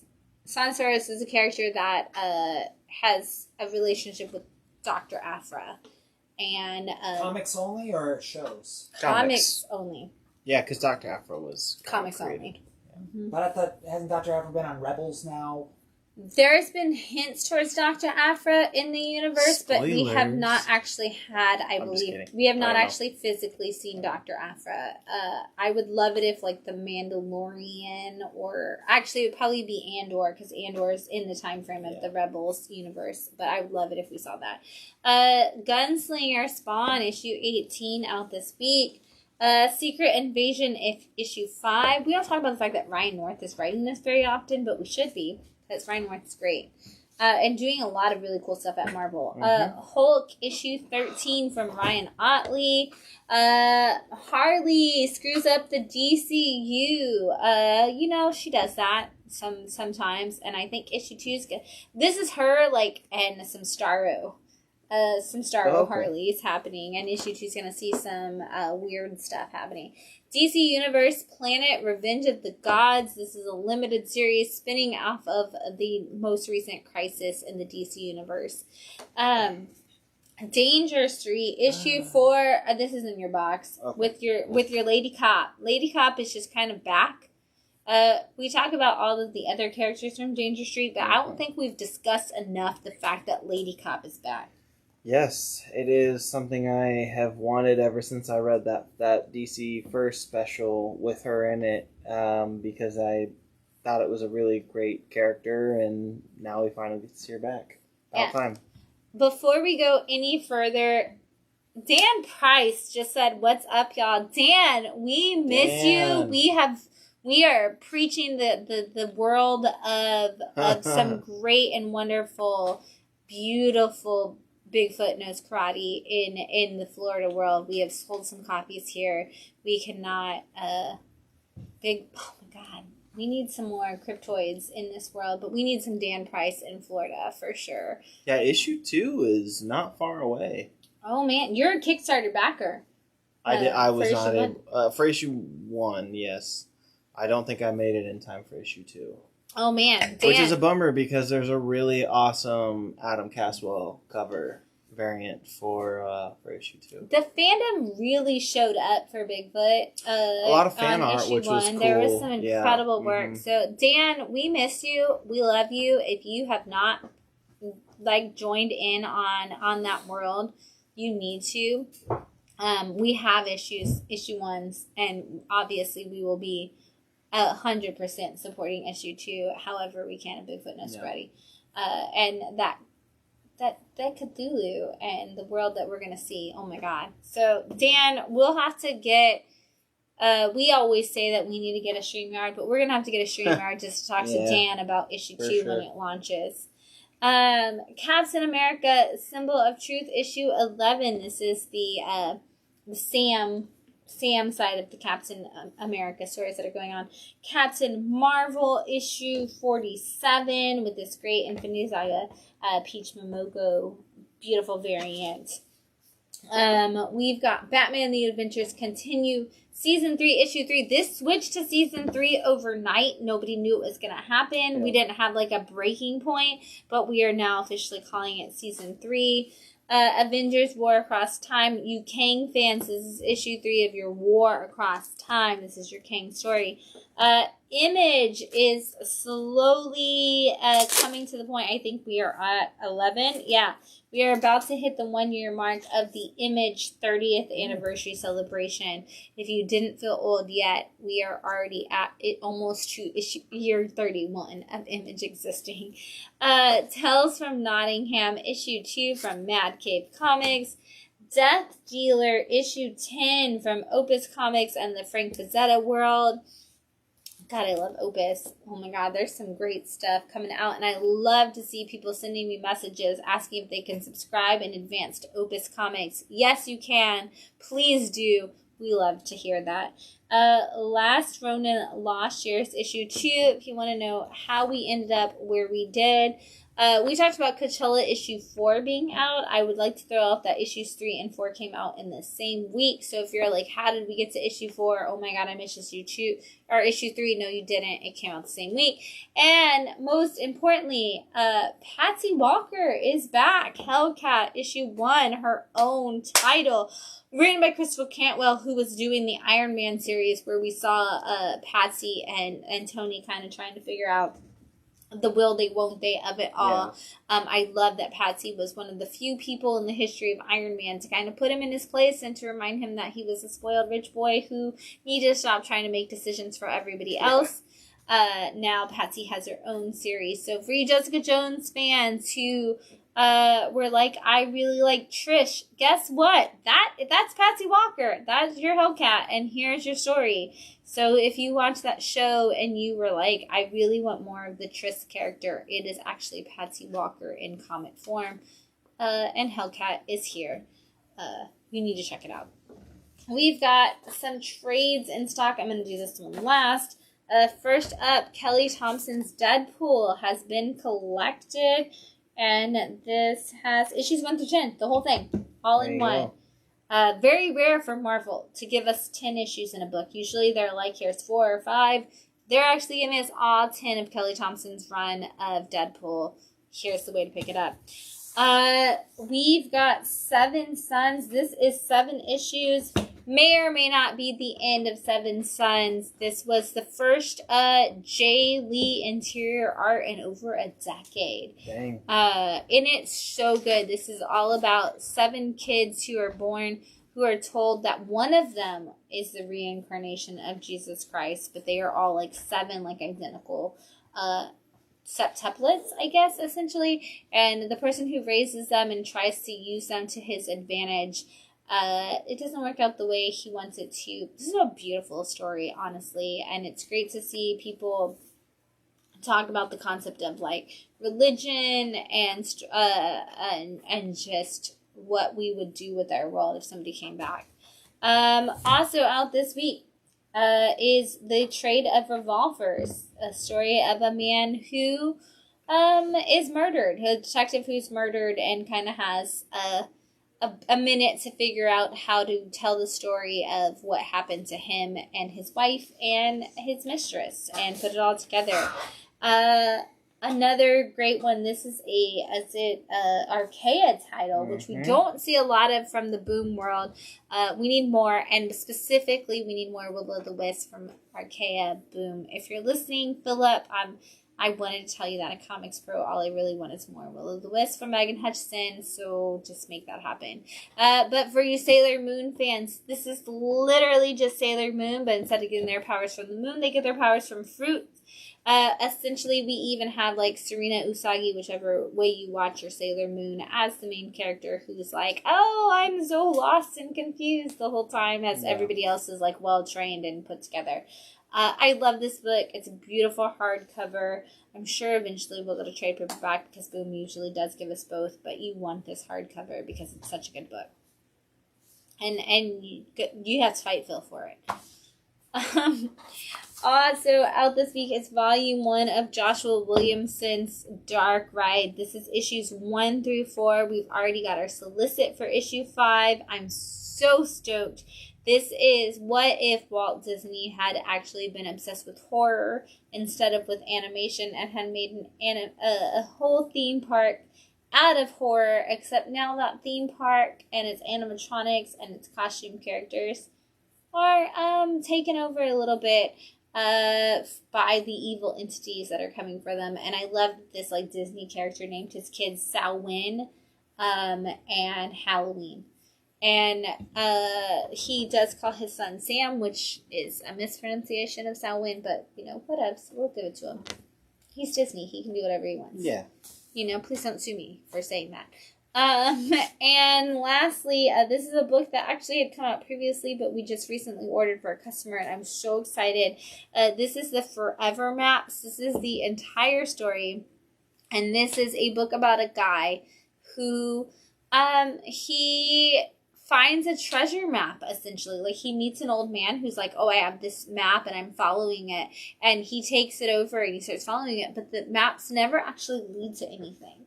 The whole thing is that you're going to be following these maps forever. And this is his story as he goes through of trying to figure out where these maps might lead and how you kind of put aside everything that matters to follow this one thing. But it's got some really cool art if you want to open it up and show it really fast, which we don't you know, this is one of those like almost Jeff Lemire storytelling kind of experiences where you're following along a character who it's like you know that you're making a bad decision from the beginning and you want to kind of tell him like stop doing this, but the whole time you're like, I also want to know like where this plays out and like if there's somewhere to go with this. Such a great book, whole thing in this one trade, and it's $14.99 for the whole story, so jump in. There you go. And then lastly, from books that we have in stock that you need to check out before we tell you what's coming out this week is we have issue 1 of Love Everlasting, which this is our book club title for our $1 book club. This is not a $1 book. I would like to preface that. This is actually a $3.99, $4.99 issue. One of those. I think it's $3.99. But this is our book for $1 book club, which is this Wednesday, the 22nd at 7 p.m. in the store. I'm sorry for everybody who was like, I really want to read this online. Please read it and then just comment and tell us what you love about it. But this is Tom King's newest book with some incredible art that was very Darwin Cook-esque. I love this book, but this is the story of a girl who is living a romance novel life, and every time she gets to the point where the person that she's in love with finally falls in love with her and they're going to get married, something happens and she is murdered and she wakes up in a different romance novel. We're going to talk about this issue 1 at book club this Wednesday, and guess what? We're never going to talk about this book again after that. This is going to be the only issue we ever talk about. If you want to get this $3.99 issue for $1, this is the last, Wednesday is the last day you can do that before the book club. Starts at 7 o'clock.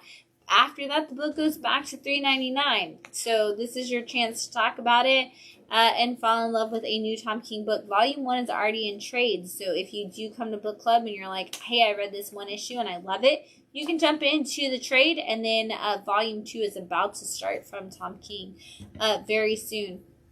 We've got some books out this week. I'm going to flip this over to our quick read. Books out this week. I'm going to try to skip over all of these. Monstrous number 44, Team and T number 138. Swamp Thing Green Hell's out, like issue 3, finally out this week, like a year later. Grimm number 9. Doctor Strange is coming back with number 1. So I guess he's not dead. Spoiler alert. The last thing we saw him in was the death of Doctor Strange. Comic books, nobody said he's back.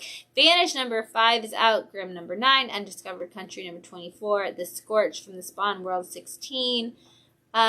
We've got Blue Book issue 2 from James Tynion, Gargoyles number 4, Damn Them All number 6, which is now an ongoing from Boom Studios, Fables number 158, Inferno Girl Red, number 3, Mighty Morphin Power Rangers number 106. The Women of Marvel is out, so our Women's History Month variant. Plush number 5. I had a lot of people that thought 4 was the end of that series. Guess what? There's an issue 5. It's coming out this week. Neighbors number 1, very excited about. Earth Divers number 6. Dead Robins number 1. We've got Door to Door Night by Night number 4, Torrent number 2. I feel like it's been a minute since that issue 1 came out. Nightwalkers number 3, Lord of the Jungle number 4 for all you Tarzan fans. Frank Frazzetta's Dawn Attack number 3 from Opus. Immortal Sergeant number 3. Hopefully we see some of that actual dad and son team up on that issue. Chilling Adventures presents Pop Chocolate Shop of Horrors number 1. Order and Outrage number 1, Curse of Cleaver County number 1. A lot of people picked up that one shot. Now the issue 1 is going to come out. Ethers number 1, Godzilla Best of King Ghidorah. What? Darkland number 4, We Wicked number 1. Pop Up number 1 from Blood Moon Comics. Pop Scars number 1. Serena number 1. Moriarty, Clockwork Empire. We talked about issue 1. Number 2 is out this week. Zombie Side. Day 1, number 3, Fallen number 1, Firstborns number 4, Deep Dark number 1, launching this week, Atonement Bell issue 3. Really excited to see how that happens. Nice. Changelings number 2 from Fizzy 8 Entertainment. Super excited. Tower number 2 from Wave Blue World. There are so many incredible titles. I cannot wait. Not as big of a week as we had for indie comics this week.